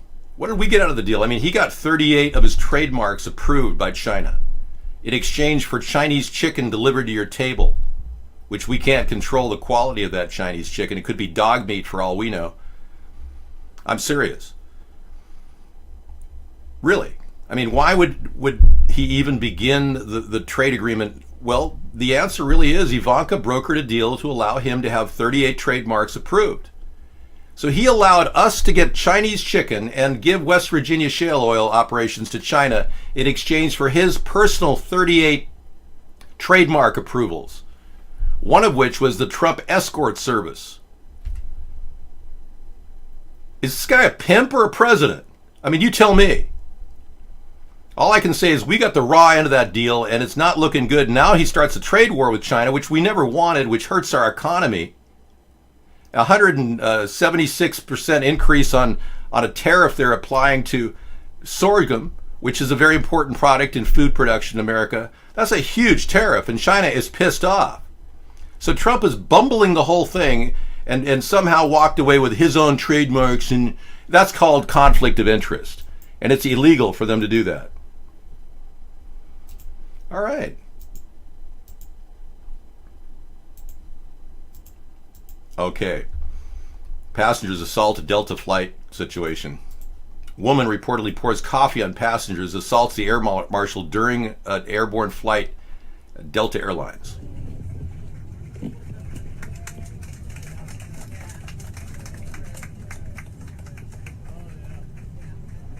Makes an emergency landing. Well, I'm not sure if that was an emergency landing or I'm wondering if that Southwest Airlines crash that sucked the woman out the door or out the hole in the side of the fuselage. I'm wondering if that had something to do with the chemtrails. You know, I'm curious what the NTSB is going to say about the nozzles that are attached to the jet engine, which could very well be part of a chemtrail blowout. I don't know. There's nozzles in those engines that release chemtrails. Like right there. There's a chemtrail nozzle right there. Right near an engine, an Air Canada engine. Apparently they want to dump chemicals on our heads so much that they've installed nozzles and canisters that dump pollution into our air as they fly along. It's a way of saving money, I guess. But I'm wondering if that nozzle didn't ignite the engine fire. Was it a window? She blew out of a window? Really, James Spader? Let me check, because we don't have any NTSB data on the Southwest Airlines crash, or not crash. Supposedly the pilot saved the plane, but whatever. A woman died. Okay, let's see. Southwest is giving passengers $5,000 checks on the accident flight. Reuters. Oh, like $5,000 is going to cover their extreme panic and fear. Oh, sure, yeah. Oh, yeah, that'll cover it. They'll probably be suffering PTSD the rest of their life. Now, how did she fall out of the window? Exactly. Anybody know? Was she sucked out of the window when the I don't understand how this happened. Get back to me on that, okay? Thanks, James. Since you don't know what the F you're talking about, why don't you just stick it up your ass, okay? Thanks.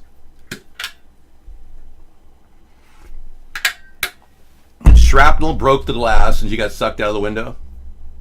Now wait a second, a window is this big. And you're saying that woman got sucked out of a window this big? Okay, half her body was outside, but why did she die? Boy, you really don't know anything, do you? Half her body was out the plane. How did she die? Blunt force head trauma? Okay, I'm so sorry to hear that. Well, then I definitely think the engine fire is from the nozzles. And how can you dispute that, James? And, I'll unmute you just so you can give me a response. Oh, good, you're not even here. He checked out. He couldn't handle the mute. It was too much for his ego to handle.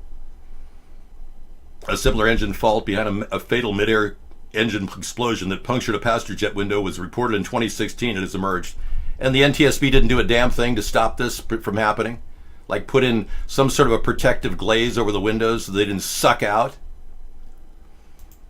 No, this is ridiculous. We still don't have any hard data about the John F. Kennedy Jr. crash off the Cape Cod area. Yeah. You think he was killed? You think? Florida police allegedly crashed a funeral home to unlock phone with a slain man's fingerprints. While Largo, Florida police detectives entered a funeral home in Clearwater and attempted to unlock the phone of a man killed in March by another officer at a traffic stop using the deceased man's hands. Holy crap! They cut his hands off and tried to unlock the phone with his fingerprint? Oh, this is ridiculous. I bet they didn't even have a warrant.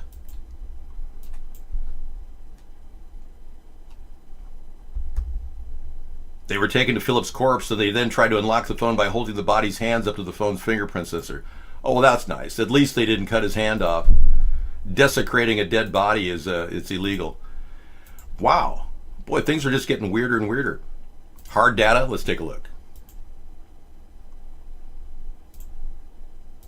Oh, wait a second. You're not allowed to be coming in here. Yeah. Whenever you see an account like that, we'll just remove him, okay? Thanks. Vern Troyer, Mini-Me, and Austin Myers dies at 49. OMG on that one. Hopefully he'll be going to a better place than Barbara, the bride of Baphomet. He's a stunt performer, best known for playing Mini-Me in the Austin Powers movie. I hate about New York Times is here they have a beautiful opportunity to show somebody's picture, but they don't even put it on the dang photograph. I mean, geez, there he is. Holy moly, he looks just like me. I could be his brother. Maybe I am Austin Powers. I'll behave.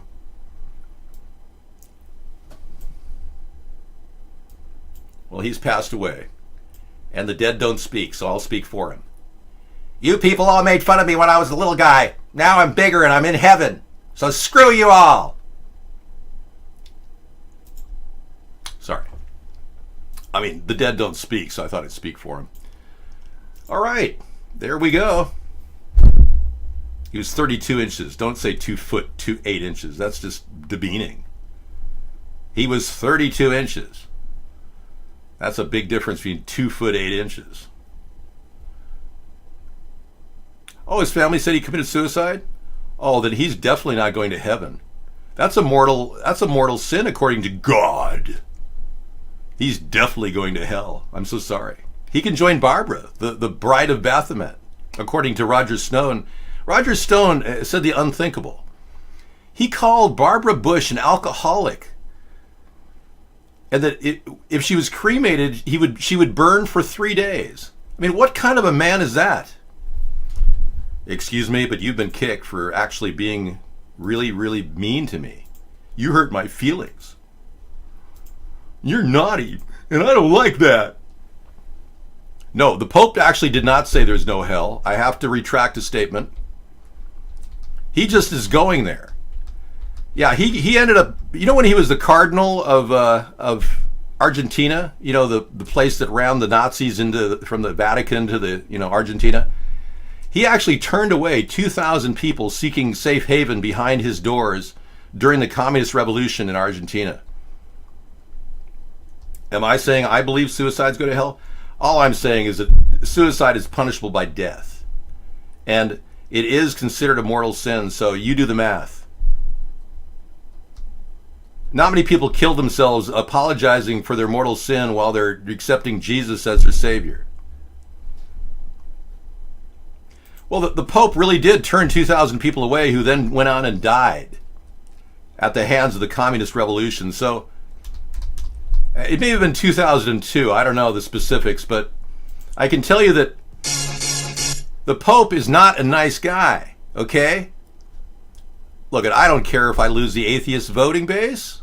I really don't care. If you don't want to believe in God, that's your choice if you want to burn in hell. Really, it's not my problem.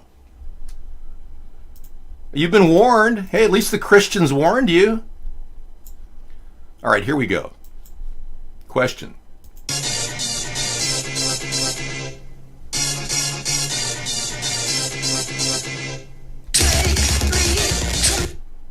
I am a believer in God. You, however, are an evil atheist and will burn in hell. Hey, I'll play that a little bit later, okay? It's just taking too much time to open up. What is it about? Okay, it sounds fun. Oh, good. It's one of these videos about the Las Vegas. Cool. Excellent. Thank you for that link.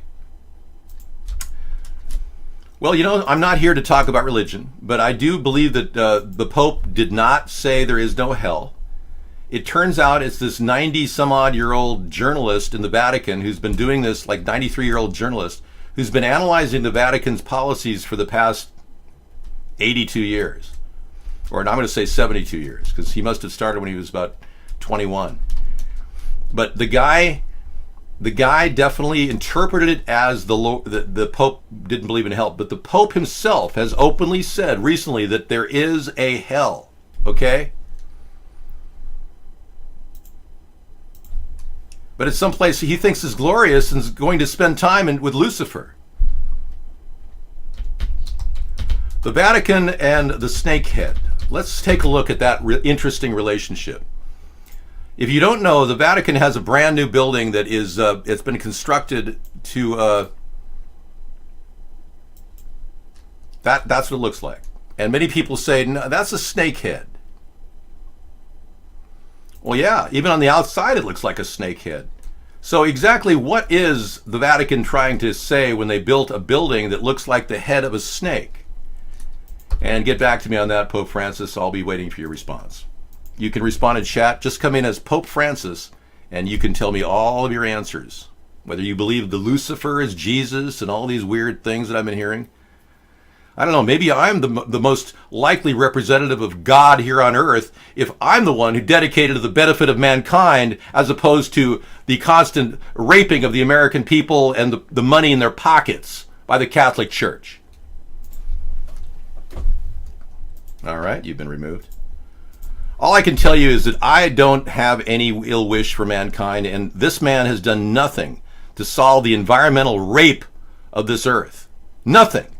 He sits there in his papal dynasty and acts like we can't build a fence around our land, which, by the way, is my idea, not Trump's.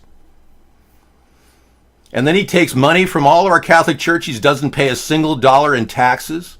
That's wrong. Now, I'm putting together a flat tax plan of 10% on any income over $50,000.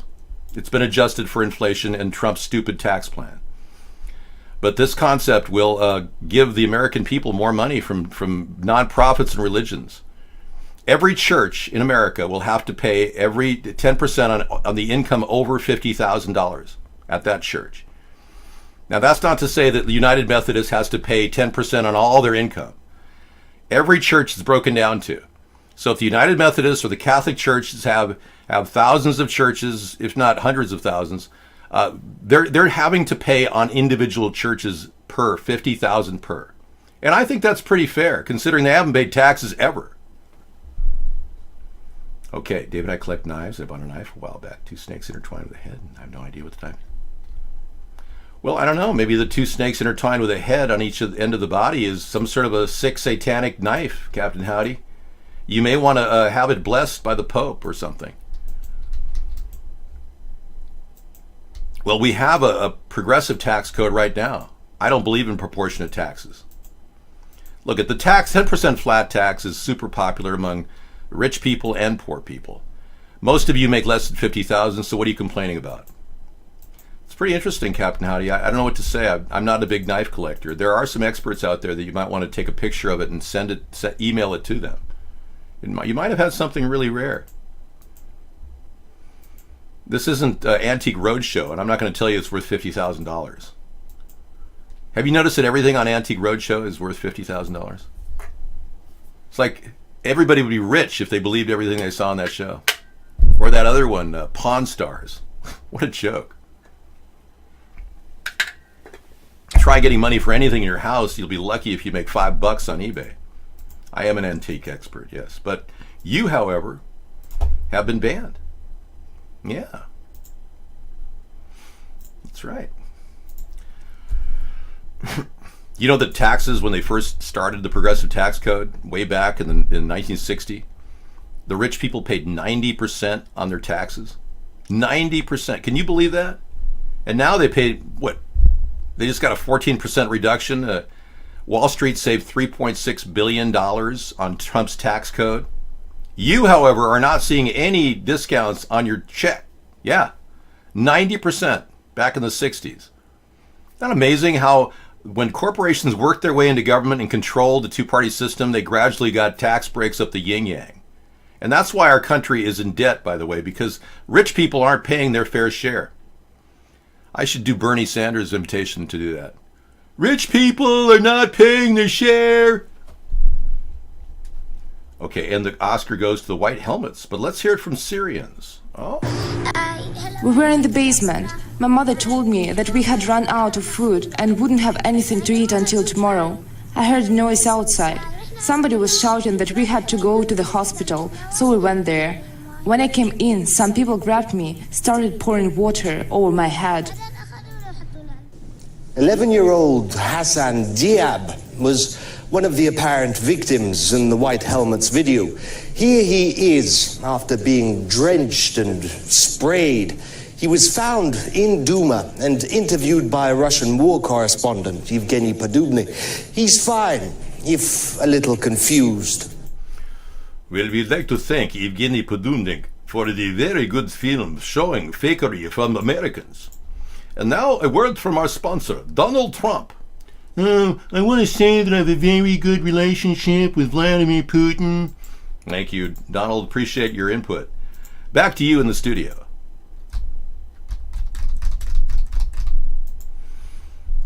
Okay. I want to congratulate you on your big win in the presidency. You know, Donald is very intelligent, and I think only he knows how intelligent, because there's actually no IQ test on record that he's performed showing his intelligence.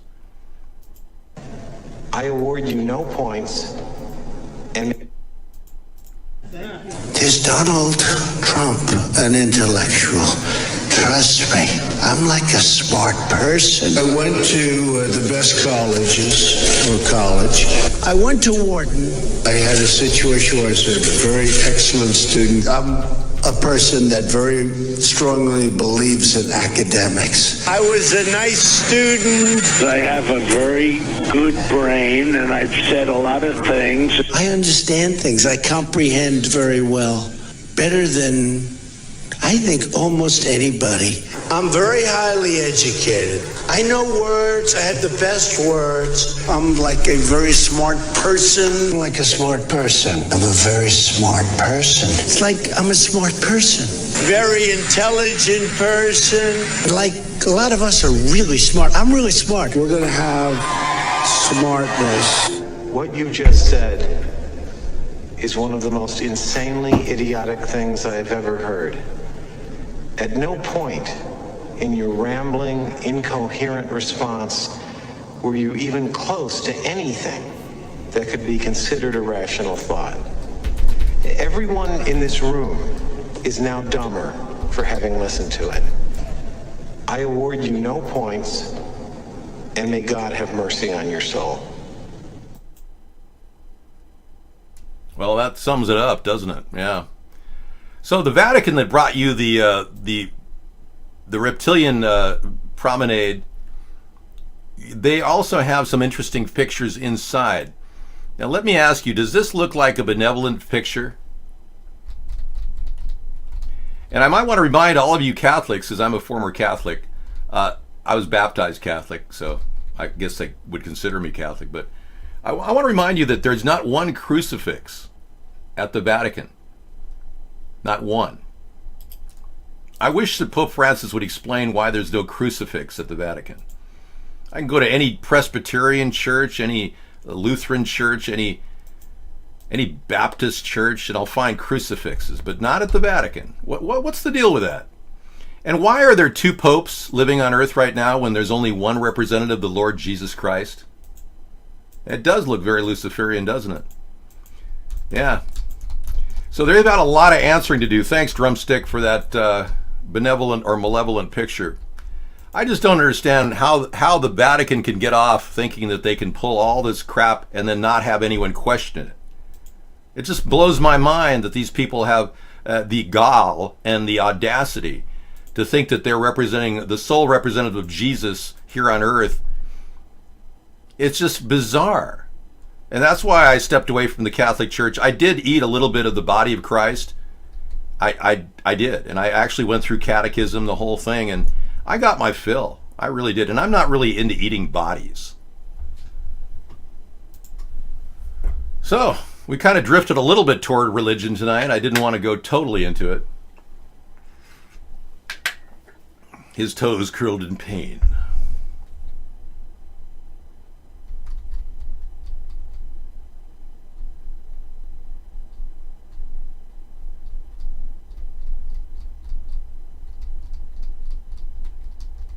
Well, I haven't seen the crucifix. I may have seen if the wooden cross is underneath a crucified Jesus, then I'd like to find that picture. If you could send me a picture of a crucifix at the Vatican, I'm all ears. Thank you. I'll sit here and wait until you get here with it. You know about the New World Order city, Dave? Astana? You know, Ghost? I've never really heard about that. But now I know everything about it due to the internet and my instantaneous access to information. Yep, I'm thoroughly versed in it and can respond in real time to any question that comes into the room. Astana is located on the banks of the Ishim River in the north portion of Kazakhstan with the Akmola region, though administered separately for the region as a city with special status. It is a planned city, like Brasilia in Brazil, or Canberra in Australia, in Australia. Well, that's nice. Thank you for sharing. And I think I know enough about Astana to know we don't need any more cities. We're still dealing with the ones we're dealing with right now. Let's fix the ones we've got. What are they hiding in the Vatican Library? I know. Was Michael Brown right when he wrote about that Da Vinci Code?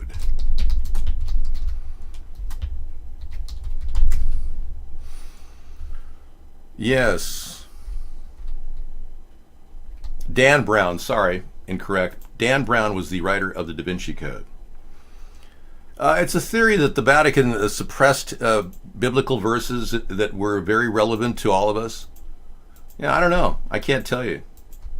I don't know the answers to that. Okay, we might have a crucified situation. We have crucifixes. Okay, I stand corrected. It would not be the first time that I stand corrected. The Supreme Pontiff does have a crucifix. Yes. Okay, I was wrong, folks. I'm not afraid to admit I'm wrong. Yep, there it is. Thank you very much for the crucifix at the center of the altar. Okay, I was wrong, and I'm not afraid to admit it. Thank you. And there's structures in Astana. Really, I'm astounded. They're actually building a city when they can't even fix the ones they have. That's too bad. Well, let's be clear. Wow, that looks like Mecca. Well, it sounds like an idyllic city for somebody who really wants to live there. I've been corrected about 3 times in 9 years. I don't mind admitting that I'm wrong. at those times. They have crosses coming out of their asses, really? There's another cross? Well, I only see that one cross at the Vatican. But that, I'm not here to cast aspersions on the Vatican or Pope Francis. God will sort him out. But in the meantime, I just think we need to start looking at, the possibility that maybe they could pay some taxes here in America. I mean, how many dollars have gone into investigating their pedophile priests?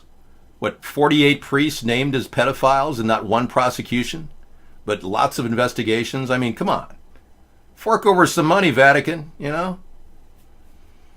Plus, we need to figure out what to do with these pedophiles. I mean, they're getting away for scot-free. They're being relocated to Canadian parishes so that they don't live in America. It's just weird. Well, I don't know. Let's just talk about Pizzagate. That'd be more important than talking about priests. And not all priests are pedophiles. I mean, I don't want to say that the church itself is evil. Just because they've got a reptilian snake-like structure where they worship Jesus doesn't mean that they're evil. I mean, have you ever met a really nice snake? I haven't. I hate snakes. American firms here in Denmark pay 0% tax. Yeah. Well, the thing is, Drumstick, that's not always the best policy. Denmark is attracting business, but they're getting abused too at the same time. Yeah. I think a 10% tax will attract a lot of businesses to the U.S. because they won't have to shield their income or assets from government operations like, well, actually the IRS is not part of the government. It's a private company. Broward County Sheriff Deputy found dead. Let's see what that story's about. We talked about it recently.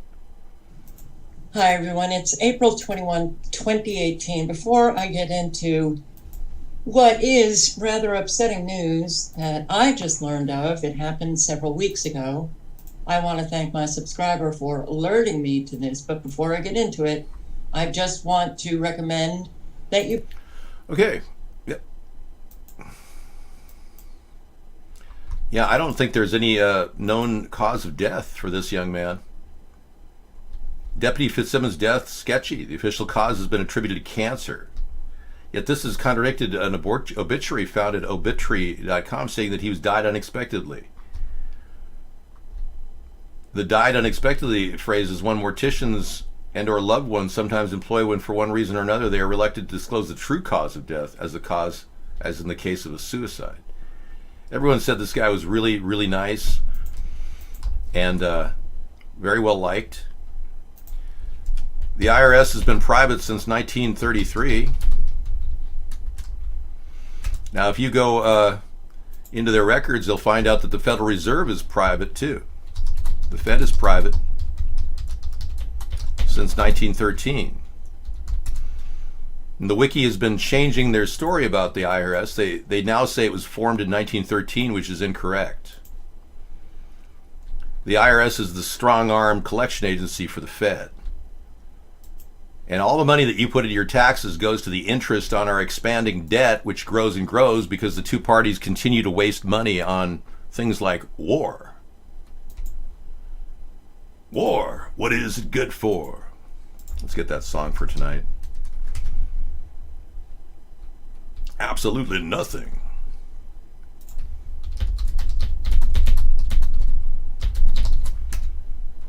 Okay. What is it good for? Edwin Starr, War, original 1969. That'll be good. Okay, we'll play that later. Okay, I think we're past the point where we call everything fake news, right? Because you know that was just Donald Trump trying to defend himself against allegations that were obviously true. Okay, good. I'm glad we're on the same page now. And don't forget, I am kind of into the techie. I believe that I, as president, can create a drone missile defense system that'll protect not only our country, but our allies from dangerous attacks. Anyway. Don't ever deny paying taxes. I had IRS at my door. You had to pay over $100,000 in fines. in penalties? Well, yeah, especially if you have income. The one thing about taxes is you got to pay it if you have the income. I mean, Nicolas Cage found that out. Wesley Snipes found that out the hard way. The stream is up. Oh my gosh, it went down on Ustream. Thank you. We're back up on Ustream, folks. Anytime you have an outage, be sure to tell me. Sarah did not notice that I was down on Ustream. They're DDoSing my attack, or they're attacking my DDoS, one or the other.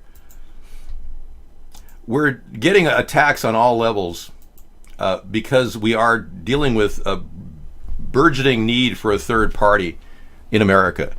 And hello, everybody on UHF. Oh, wait a second. They just shut me down again. Okay, we're going to have to get a new stream key, I think. Let me go into my UHF channel and see if I can get a new stream key. Or my Ustream channel. Yeah, I'm getting knocked off. As I go up, I'm getting DDoS down. As I go up, I go down.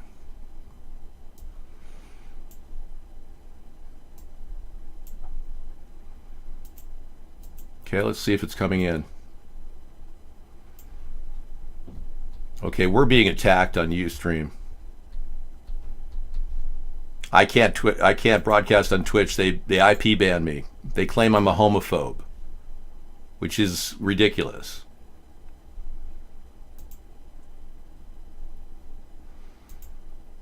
Okay, they've effectively shut down our Ustream feed. It's not coming in. I'm waiting. Oh, I'm up. Okay. I'm up. Okay, folks, I'm going to keep an eye on that Ustream feed, make sure it runs. Thank you. Thank you for telling me. We started on Ustream and we got knocked off at DDoS. I'll keep an eye on it. Thank you. Well, Electric Paisley says, what did you say on Twitch to get labeled a homophobe? I'll give you the exact dialogue that happened. Somebody said, hey, are you gay? And I said, no, I'm not. And frankly, I'm a little offended that you'd ask me that. I consider that sexual harassment. And they said, oh, you're a homophobe then. And then they proceeded to send statements to the Twitch owner, Capital Gain, who then wanted me down anyway, so he just used it as an excuse. Yeah, he and Mark know each other. They don't want me to broadcast on Twitch. And that's fine with me. I mean, screw them, right?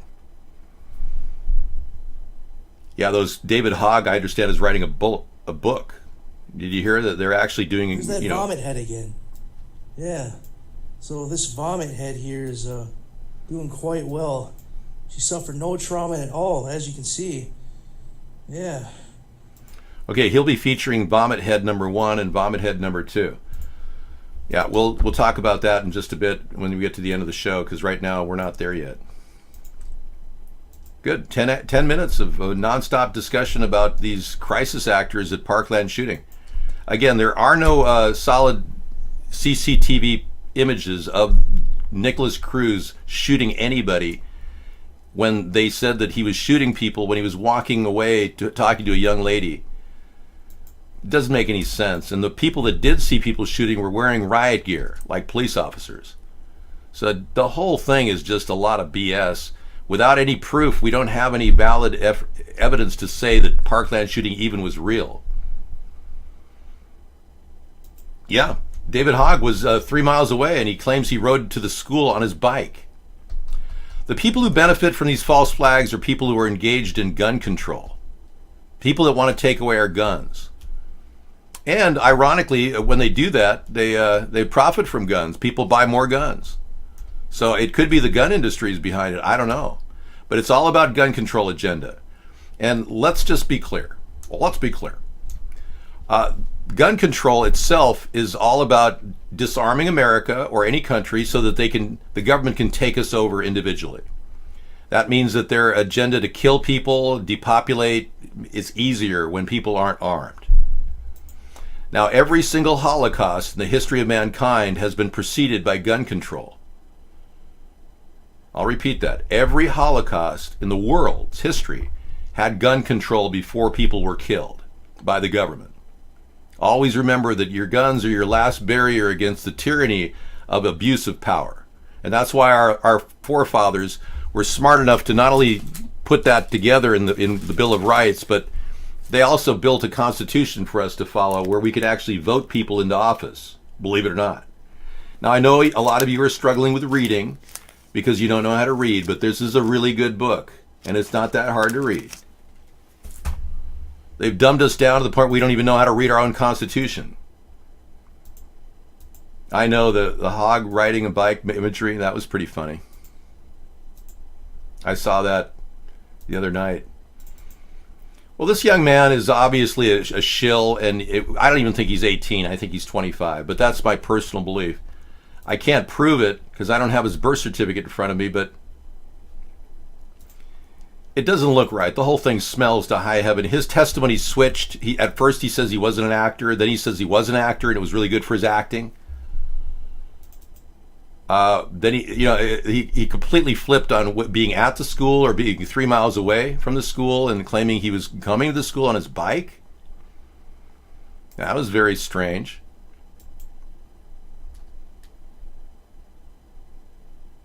David Hogg, what a hog. Hogwash. But he gets national coverage, but I can't get 1 second of advertising or free press in America after 9 years of trying to build this political movement. Isn't that psychotic? The evil bastards that are running our world control the message. So they propped up this young man to promote their gun control agenda, and there he is, making his big move. Yeah, I'm not an FBI proxy. His father was a proxy. His father was a handler. And I understand that Nicholas Cruz's father or guardian is a DOD, Department of Defense employee named James Sneed. Can you imagine? So not only David Hogg, his father, is at FBI, but James Sneed is the guardian of Nicholas Cruz. I mean, the whole thing looks like Nicholas Cruz was a completely incoherent, autistic child turned a bizarre and weird young adult. And they just made him a patsy like they did everybody else, like Lee Harvey Oswald. They just make patsies. They have a program that they use called MK Ultra, which is effective at controlling anybody's brain. And recently we found a reveal about the dangers of radio frequency control over our mind. There was a Washington State Freedom of Information reveal that somebody got information on the government's operation of controlling people's mind through radio frequency control. We featured that last night. Weird stuff. I can't even believe that our government is this inept that they not only are engaged in horrible things like that, but they don't even cover their tracks. Yeah, brainwashing. There's evidence that people like Mark David Chapman were brainwashed by the MK Ultra program to kill John Lennon. John Lennon was the true peacenik that stopped the war in Vietnam. And he had a really wonderful personality. He also was a violent man, believe it or not. John Lennon converted from violent to nonviolent in his life. People don't realize that he used to beat up women.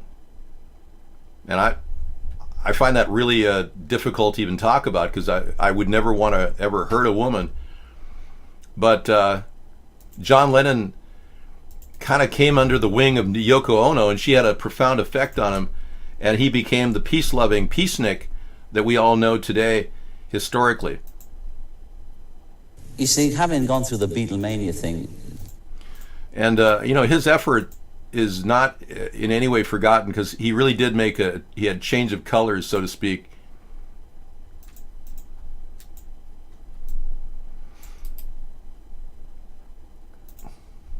John Lennon. But he was he was on Richard Nixon's, quote, shit list, unquote. Oh, Waco, the MK Ultra story? Cool.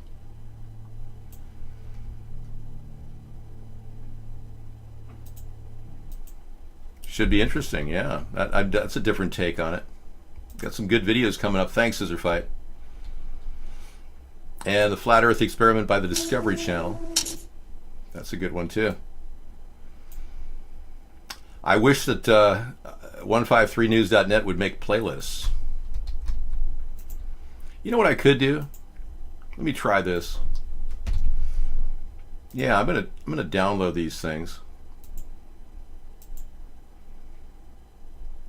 That might work. That's the easy way, right? Okay. Excellent. Yeah, I'll make my own playlists. They do make downloading easy. I like that. Okay. I put them in my list. I'll put them on my queue. Anyway, he was on Nixon's shit list. And John Lennon really was the guy who made us all aware of the dangers and extended nature of the Vietnam War and how we needed to get out of it. Yes, I will. Before the end of the show, I'll show you the Joan Rivers, Larry Sinclair videos. Hang in there. Anyway, his effort really was remarkable because he had a love-in, a sit-in with Yoko, and a day of peace, and his famous phrase, "Just give peace a chance," was world-renowned. Nowadays, it's nothing like that. I mean, I can walk down the street and somebody will say, "Oh, hi, John," and they usually say, "How's your immigration?" You know, if it's in New York, right? And they don't hassle me. I might sign one autograph, 2 autographs, you know? Yeah. And I don't get hassled, and I went through that. Yeah, you don't get hassled, but somebody came up and blew him away. 7 times Mark David Chapman shot him in the back.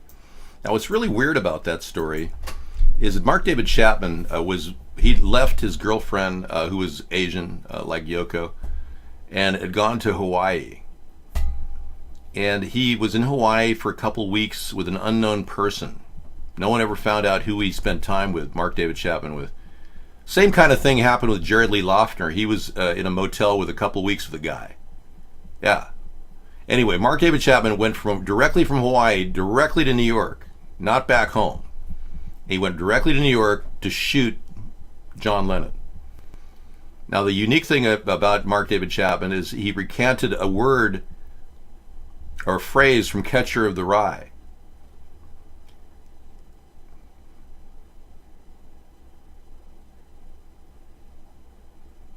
Well, if you believe something that is so twisted that it's written in Catcher in the Rye, that you become that person, that's essentially what happened to Mark David Chapman. And you might think, well, the guy was just obsessed with reading Catcher in the Rye, right? That was just a big book he was into. He probably, checked it out of a library or bought it. Well, his girlfriend was asked, did he ever buy that book? And she said no. Did he ever rent the book or get it at the library? She said no. So he must have gotten the book Catcher in the Rye in Hawaii and then had the phrase embedded in his head when he came back to the U.S. Well, the truth of the matter is, and this is where it all ties together. Well, that's great. Thanks, Tsunami Rose. I'll take a few hours. That's good. 45 minutes is good. The presidents from 1725 to 1825. Okay, cool. Yeah, it's very informative. We'll add that to our list tonight. Definitely. Thank you. Let me put it over there. Anyway, it turns out the Catcher in the Rye was written by J.D. Salinger. Well, J.D. Salinger hardly wrote anything. And after he wrote Catcher in the Rye, he went into reclusive hiding in Vermont and never came out except to buy groceries. But the real interesting thing about J.D. Salinger is he was one of the formative designers of the MK Ultra program. He was one of the key architects of the MK Ultra brainwashing program. So Catcher in the Rye was actually a utility that they developed that controlled the mind of its readers, and mixed with methamphetamines could create a assassin like that. So when they killed John Lennon, and it was a horrible day in American history, so many people were crying. It was up there with the JFK assassination. I would say that the JFK assassination was more horrible for a lot of people, but John Lennon really aroused love in people because they loved his music, and he was such an amazing character. I think John Lennon broke away from the mold of the people that controlled the Beatles the Tavistock Institute, and he turned on them when he went independent, and they didn't like that. Now, a similar situation has happened with Roger Waters recently. He's been outspoken about the Syrian war and made a public statement to that effect when he spoke out in front of an audience. Here it is. I'll play it for you. I'm going to tell you this, I don't know why, but for those of you who speak English, you might share it with this bloke if you know. There was some fellow, he may well be very well-meaning, very lovely chap. His name's Pascal, something or other, and he wanted to come on stage and make a speech this evening about Duma, about East Ghouta, about what he believes was a chemical attack on the people of Duma by Bashar Assad. Hang on a minute, let me finish. And he is one voice. I personally think he's entirely wrong. I believe the organization that he purports to represent and who he supports, the White Helmets, are a fake organization that exists only to create propaganda for the jihadists and terrorists who are working in that part of the world. That's my belief, so we have opposing beliefs. But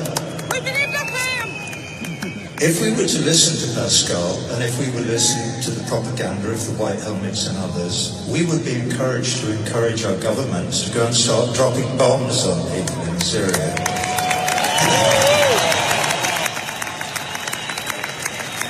This would be a mistake of monumental proportions in terms of us as human beings.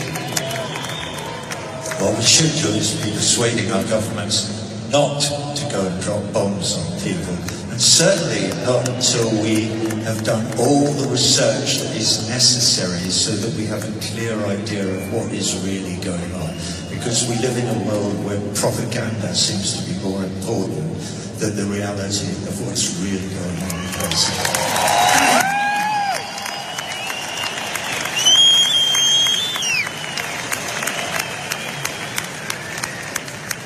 So I would encourage Pascal to wait until the evidence is in before he leaps to any conclusions. And I would also encourage Pascal to join me and all of you in this room. We be on stage here. We feel the love that is in this room, here in Barcelona tonight.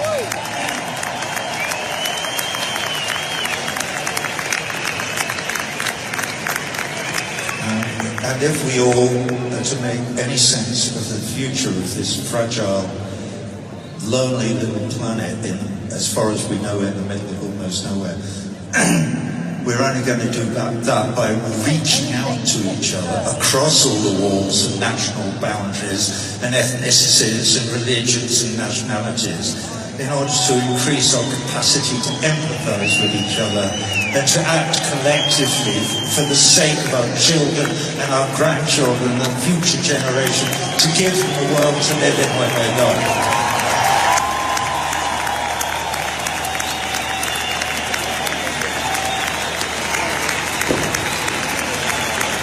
Alright, so again, happening in Cleveland, another bright flash in the sky followed by a window-shattering boom, with reports of people feeling the aftershock of this thing rumbling underneath their floorboards. There is some sort of super secret underground construction happening virtually from east to west underneath the continental U.S., and I'm talking about some possible railway system or tunneling system that has been built and has been in the process of being built for over 50 years now. Now, if you remember some years back, a secretive map was leaked online that depicted an area on the West Coast where a number of these underground tunneling systems were being built in secret. And you're seeing that map here.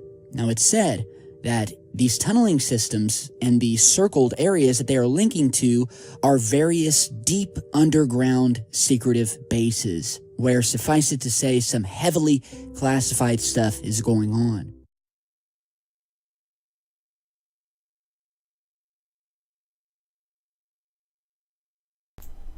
Wow. Yeah. There was a lot of noise heard in Ohio recently, underground. They're thinking that there's an underground base being developed.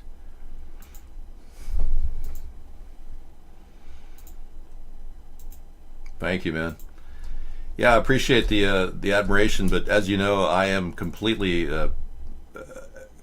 tied to this show. So if I looked bad, it would not help the effort at all. If I looked like a crackhead or a speed freak, it would be bad for our country. So obviously, good looks is important to the American people and their president, and I do everything I can to look as good as I can, in lieu of the fact that I'm 58 sometime in April. Yeah. So everything is about, maintaining health and vigor and doing the best you can when it comes to doing what I'm doing. All right. Yeah, Roger Waters was a singer from Pink Floyd, Electric Paisley. That's correct. And he really went out on a limb there to talk about that, and I really appreciate it. He is obviously a man like John Lennon who broke away from his roots of Pink Floyd to be an independent spokesman for peace on Earth, and I think that's very admirable. I respect him for it. All right.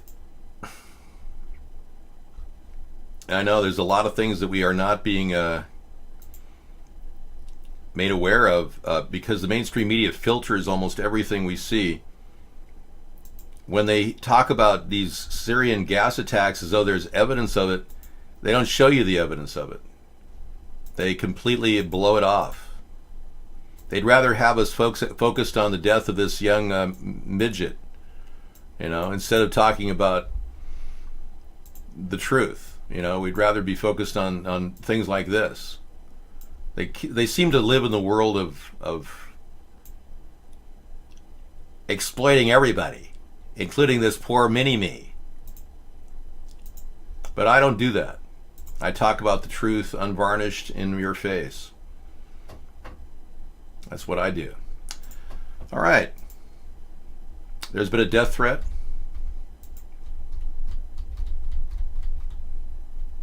Oh. It's just a guy saying, shoot yourself in the foot. That's not a death threat. No one's ever died from a shot in the foot. Yeah, they care more about celebrities, unfortunately, and that's what really upsets the elitists. That's why they're paying Mark millions of dollars to stop me. But they're going to fail because it's been a terrible disaster for them. The more they try to stop me, the more people talk about me. And it's kind of a vicious circle they're in. They should never have tried to stifle free speech in America. They should have let me just get freedom of press and some free press time, but they blew it. We believe he may have killed himself. Mini-me. We don't know.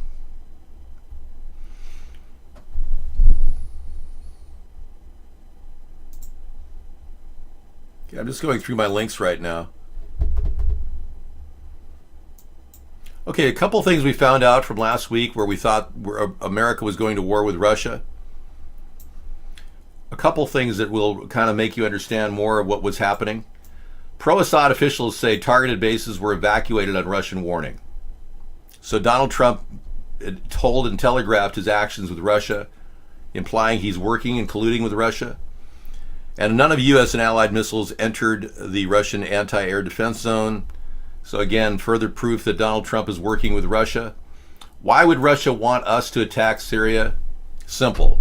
So that they get the upper hand on negotiations in the world, so that they look like they've been violated.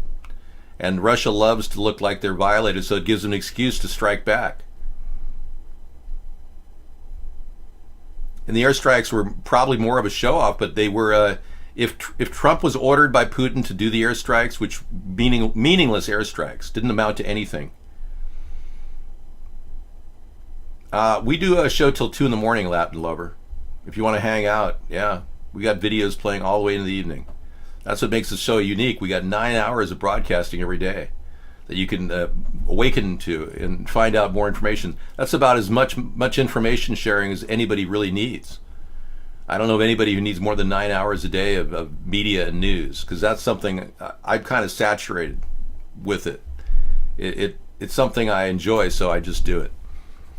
But this attempt to lure us into an attack on Syria and having full knowledge of what we were doing means that Donald Trump is working with Putin on collateral levels. Doesn't look good because it makes us look bad. And we didn't get anything. 73 of our missiles were shot down by Syrian defense systems, which shows that Syria has more of a robust defense system than we knew. That's according to Russia. I can't confirm these reports. But what is interesting is there is it's pretty obvious that the Russians kind of lured us into this, baited us and made us do it, because it shows our ability to attack, which is something that is not good for us to telegraph. We operate in the military area under a shield of secrecy, allegedly. So when we're forced to act for no reason, like Trump did in the Strike 1 and Strike 2, which amounted to nothing, we're showing our hand to Russia and to Syria. And Russia didn't even use the S-400 to retaliate. So it's really ironic that we're just wasting our efforts and putting our military ordnance in harm's way. And we spent $300 million on these weapons, and they amounted to nothing. There wasn't even one person hurt. Not that that's a bad thing, because I didn't want anyone to be hurt, but we don't need to be firing Tomahawk missiles at facilities that probably are not developing chemical weapons, considering there's still no evidence of an attack in Douma that led to the death of children. There's a lot of fakery going on. So in lieu of all of that, our country seems to be running with half-wits of the Pentagon and a brainless president who has no clear vision as to what he's doing, and probably, and I would agree with Comey on this one, is probably being manipulated by a sex tape. Or they could be manipulating with a sex tape, or maybe even money. Because remember, Trump relied heavily on Russian input financially to survive over the past 10 years since the subprime mortgage debacle. So all of this makes one think that our president has been compromised, and why Congress has not impeached him by now, and why Mueller has not subpoenaed him for his 10 years of tax returns is a clear indication of the impotence of our government, not the importance of our government. And now I bring you a man who claimed to have had oral sex with Barack Obama in 1999. A man who stood up for the truth when everyone in the media was laughing at him and telling him he was a liar. He passed a lie detector test with 99% certainty. That's pretty impressive. The man was Larry Sinclair.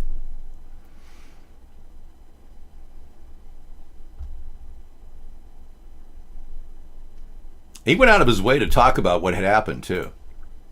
Here he was at a press conference that he put together in Washington at his cost of $6,000 just to talk about not only this, but his involvement with Donald Young, a homosexual lover of Barack Obama, who ended up dying a mysterious death. They never found out who killed Donald Young. But here he is. This is just the important testimony you need to hear. Larry Sinclair. Where Senator Obama exited the limousine with $250, which was provided to him by me. Returned a short while later with an 8-ball of cocaine, which he gave to me. I did ingest a couple of lines of cocaine, and shortly thereafter, Senator Obama produced a glass cylinder pipe and packet of crack cocaine from his pocket. Obama then smoked the crack cocaine. I performed fellatio on Senator Obama in the limousine during the time Senator Obama was smoking crack cocaine. After which I had the driver take me to my hotel, the Comfort Suites, Gurnee, Illinois. Okay. Larry Sinclair's testimony is on record. He made every effort to explain that Barack Obama was a homosexual who did crack cocaine into the late 90s, and nobody was listening. So you had 8 years of Barack Obama giving you a lot of BS and acting like he was the greatest thing in politics when he didn't have anything but a teleprompter telling him what to say. Yeah, another guy said, but I tell you what, you won't see me moving to no African jungle anytime soon. Or some goddamn desert somewhere sitting on a carpet with a bunch of Arabs. No, sir. And you won't see me stop eating no ribs either. Gotta have them ribs. And pussy too. Don't Malcolm talk about no pussy? Yeah, he wasn't exactly the president you thought he was. You've been faked out. And the one woman who was very brave, Joan Rivers, the comedian who was very outspoken, went out of her way to talk about what she thought was true. And here she is talking about it, and I'll show you proof that not only is Barack Obama a homosexual Muslim, but he is married to a tranny named Michael Obama. And do you think that the country will see the United States will see the first gay president or the first woman president? We already have it with Obama, so let's just calm down. Got it. You know Michelle is a trans. I'm sorry, she's a what? A transgender. We all know. Oh my gosh.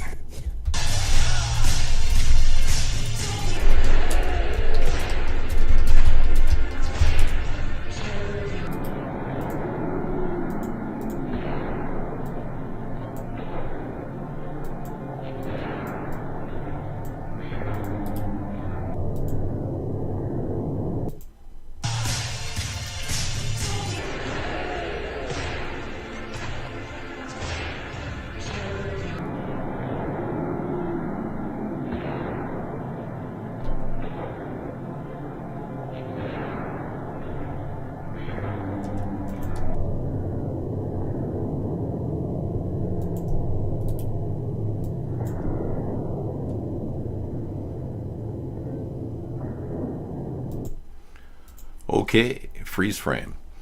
All right, you're looking at two objects floating in Michelle Obama's groin area. Yeah. So not only were you lied to by Michelle Obama and Barack Obama, but they literally think that she's going to run for president as a woman in the 2020 election. So it's up to you, the American people, or the people all around the world who are looking at this, to spread the word about how they think the people, the powers that be, think they can control everything. Now, I have no affiliation with any government agency or corporation. I'm completely yours to do what you want with, as the people of America choose.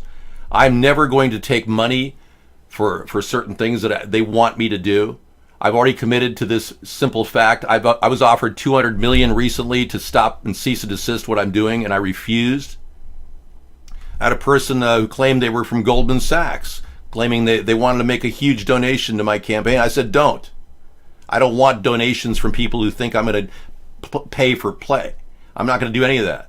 So the American people have in me what they need to fix this problem. It's up to you to get me on the ballot in your state or vote for me or both. So it's going to be very difficult as 2020 approaches, but our country needs somebody like me. I'm sure there's a 100% black president out there who wants to be president. Yeah. I'm not black, as you know, but I did do a blackface impersonation of Barack Obama to make sure people knew that I felt that he was lying to the American people. And yeah, I might have taken a hit for it for having impersonated a black man, but there's all kinds of people impersonating white men. Snoop Doggy Dogg did a whiteface impersonation. Dave Chappelle did a whiteface impersonation. I mean, we should be beyond this whiteface, blackface thing, because I have never, ever slurred a black person or racially was prejudiced against a black person in my life. Yet they want to call me a racist. I even protect their freedom of speech. I'm not a racist, and I'm not out to make talk bad things about people. I'm here to make sarcasm and satire work for me politically. And the blackface video that I did in 2014 and 2008 really helped launch this international audience that we have every night. So I had to do it. Because I've been censored for the past 9 years, I had to do everything possible to get out there in front of the American people and in front of the world audience, because they are literally at the point where they can just put the screws down on somebody like me and never give me 1 second of media time. And I'm going to prove to them that that's not going to work. Not on my watch. So you have to understand, this is a very difficult process of challenging the censorship controlled by these rich monetary elitists. It's going to be really tough, and we haven't even made a big inroad in the mainstream media. We haven't even had 1 second of advertising or free press. But I'm still working on it. Plus, I was a victim of racism in college and affirmative action. I was a #1 student in my high school class of 770 students. I was the valedictorian. I was a 4.0. And yet not one college would accept me because I am white. They had B- students like Barack Obama put in front of me. I'm just telling you that's how it happened. And that's what happened. And I'm here to tell you that college is not necessarily the answer for everybody. I didn't care about college after that happened. It was like, screw that. I worked so hard to get a scholarship and to go to a good college, and I got crapped on. So what I chose to do was to build a political movement that'll stop this insane corruption that has plagued our nation up to this point. And I'm not only doing it, it's going to be done by the time I'm finished. I will end the two-party system. I guarantee it. We'll have 3 or 4 parties by the time I become president. And I urge you to get involved in politics and become a person who really is honest and really is dedicated to this country, because that's what we need. We need more people who are honest and dedicated, not people who are bought off and easily sold to any corporate backer like we have today. Yeah, Dr. Meow, you had a little thing for Vern, didn't you? Vern Troyer. Yeah, the Austin Powers mini-me died. Is that supposed to be a joke? He had a short life? He was cool. He was a cool guy. All right. So I guess you guys have had a full dose of politics tonight. I don't know any time that I do a show where it's is filled with all kinds of good stuff, but we do a show every night the same way. And you can count on it next Monday when we come back for Conspiracy Monday. We take on the tough issues that the media will not even touch. It's one of those things that makes this a good show, and I really do rely on my link providers like Scissorfight. He's been the backbone of this show, because without this link interaction, we would have kind of very little content other than me just ranting and raving. Trillions upon trillions of viruses are falling from the sky each day. Well, that would explain why they're dumping chemtrails on top of everybody's head. Yeah. Figuring this out, trillions upon trillions of viruses fall from the sky each day. And it just so happens that scientists are now figuring this out after decades of increase. Well, I probably should wait until tomorrow. Okay, we'll add this to our link tonight. Never Lose Truth is going to talk about all the viruses that are floating. I think I got hit by an aerial virus a couple weeks ago, or 3 weeks ago. It took a week to germinate inside of me. Okay.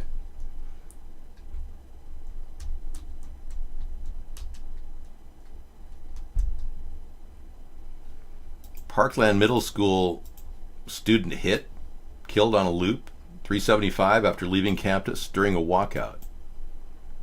Huh.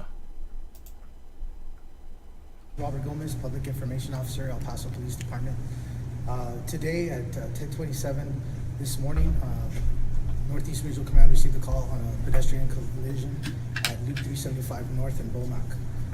Special traffic investigators responded to the scene.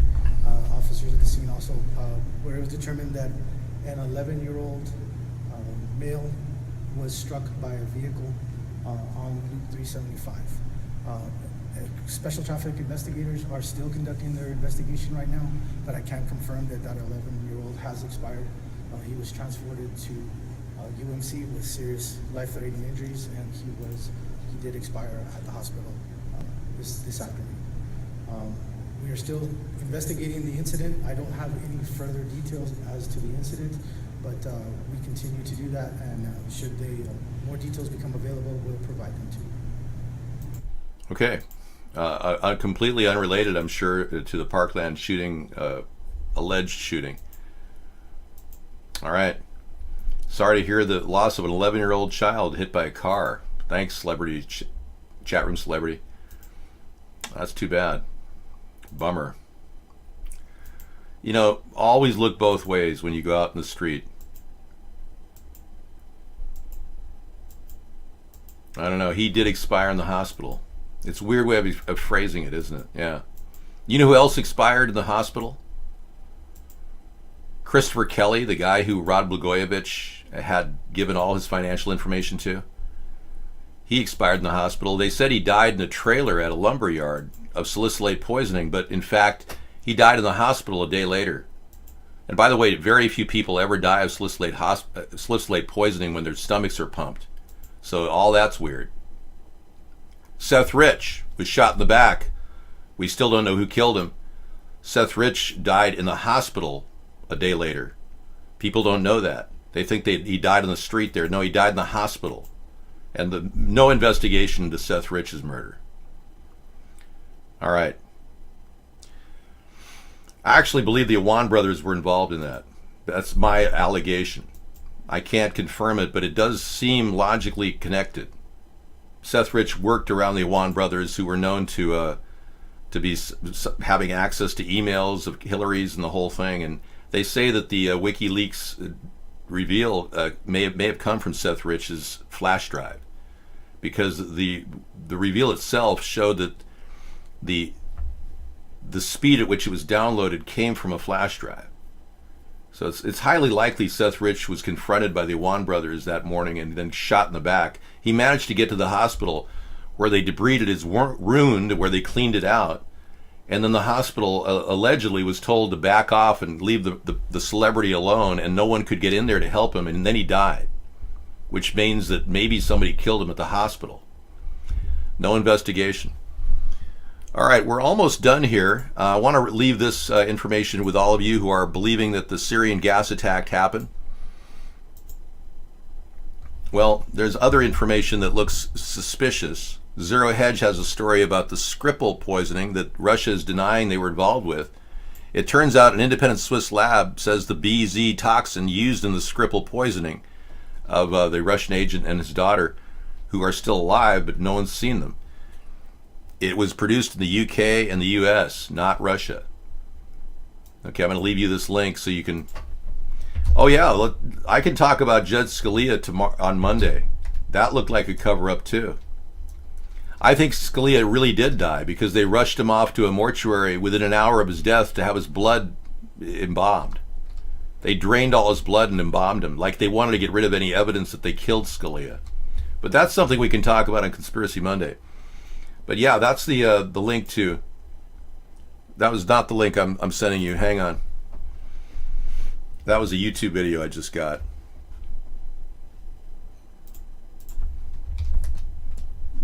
Well, Yeah, I added that to the link. Okay, this is the link to the Skripal poisoning.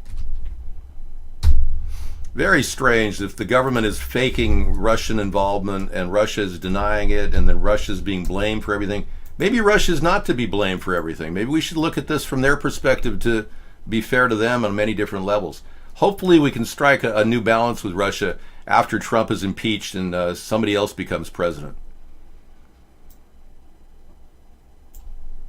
Well, Doma hasn't been investigated yet, and Russia is denying that they're holding anybody back from an investigation, and so is the Syrian government. So there's a lot of BS coming out about that. All right, and then this story right here. Our country's been involved in 10 chemical weapons attacks, but Washington doesn't want you to talk about it. Now, they kept talking about all these horrible things in Syria without any proof, and then they launched 100 missiles without any damage to anybody, telegraphing our activities, which is not a good move. But the U.S. military dumped 20 million gallons of chemicals on Vietnamese people from 62 to 71. Let's not forget that. Israel attacked Palestinian civilians with white phosphorus in 2008 to 2009. Washington attacked Iraqi civilians with white phosphorus in 2004. The CIA helped Saddam Hussein massacre Iranians and Kurds with chemical weapons in 1988, which, by the way, came from the Lafarge Corporation, which was actually Hillary Clinton was on their board of directors, ironically, and that never even came up in the election period. And 5, the Army tested chemicals on residents of poor black St. Louis neighborhoods in the 1950s, and this is documented. Police fired tear gas at Occupy protesters in 2011. Remember that? The FBI attacked men, women, and children with tear gas in Waco in 1993, killing 77 people. I'll play that in just a second. Hang on. The U.S. military littered Iraq with toxic depleted uranium in 2003. That's a known fact. The U.S. military killed hundreds of thousands of Japanese civilians with napalm from 1944 to 1945. And the U.S. government dropped nuclear bombs on 2 Japanese cities in 1945. So let's not say that we are some paragon of virtue and that we're out to promote peace and freedom around the world when we can't even get the free press to work in our own country. Here's the links to all of these attacks. All right, that concludes the broadcast, recorded broadcast. I will bring you Mr. Wright again, the short version. Thank you for watching. I'll be back tomorrow night, but hang out, chat. I'll be back Monday night, sorry. I'll hang out and chat, and we'll be bringing you lots of videos tonight. Really good stuff coming. Thank you. Good night, everybody.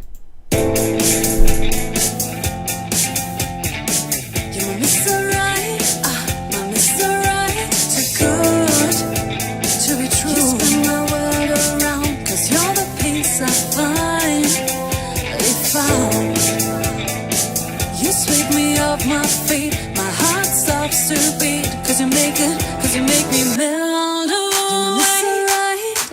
My Mr. Right, too good to be true.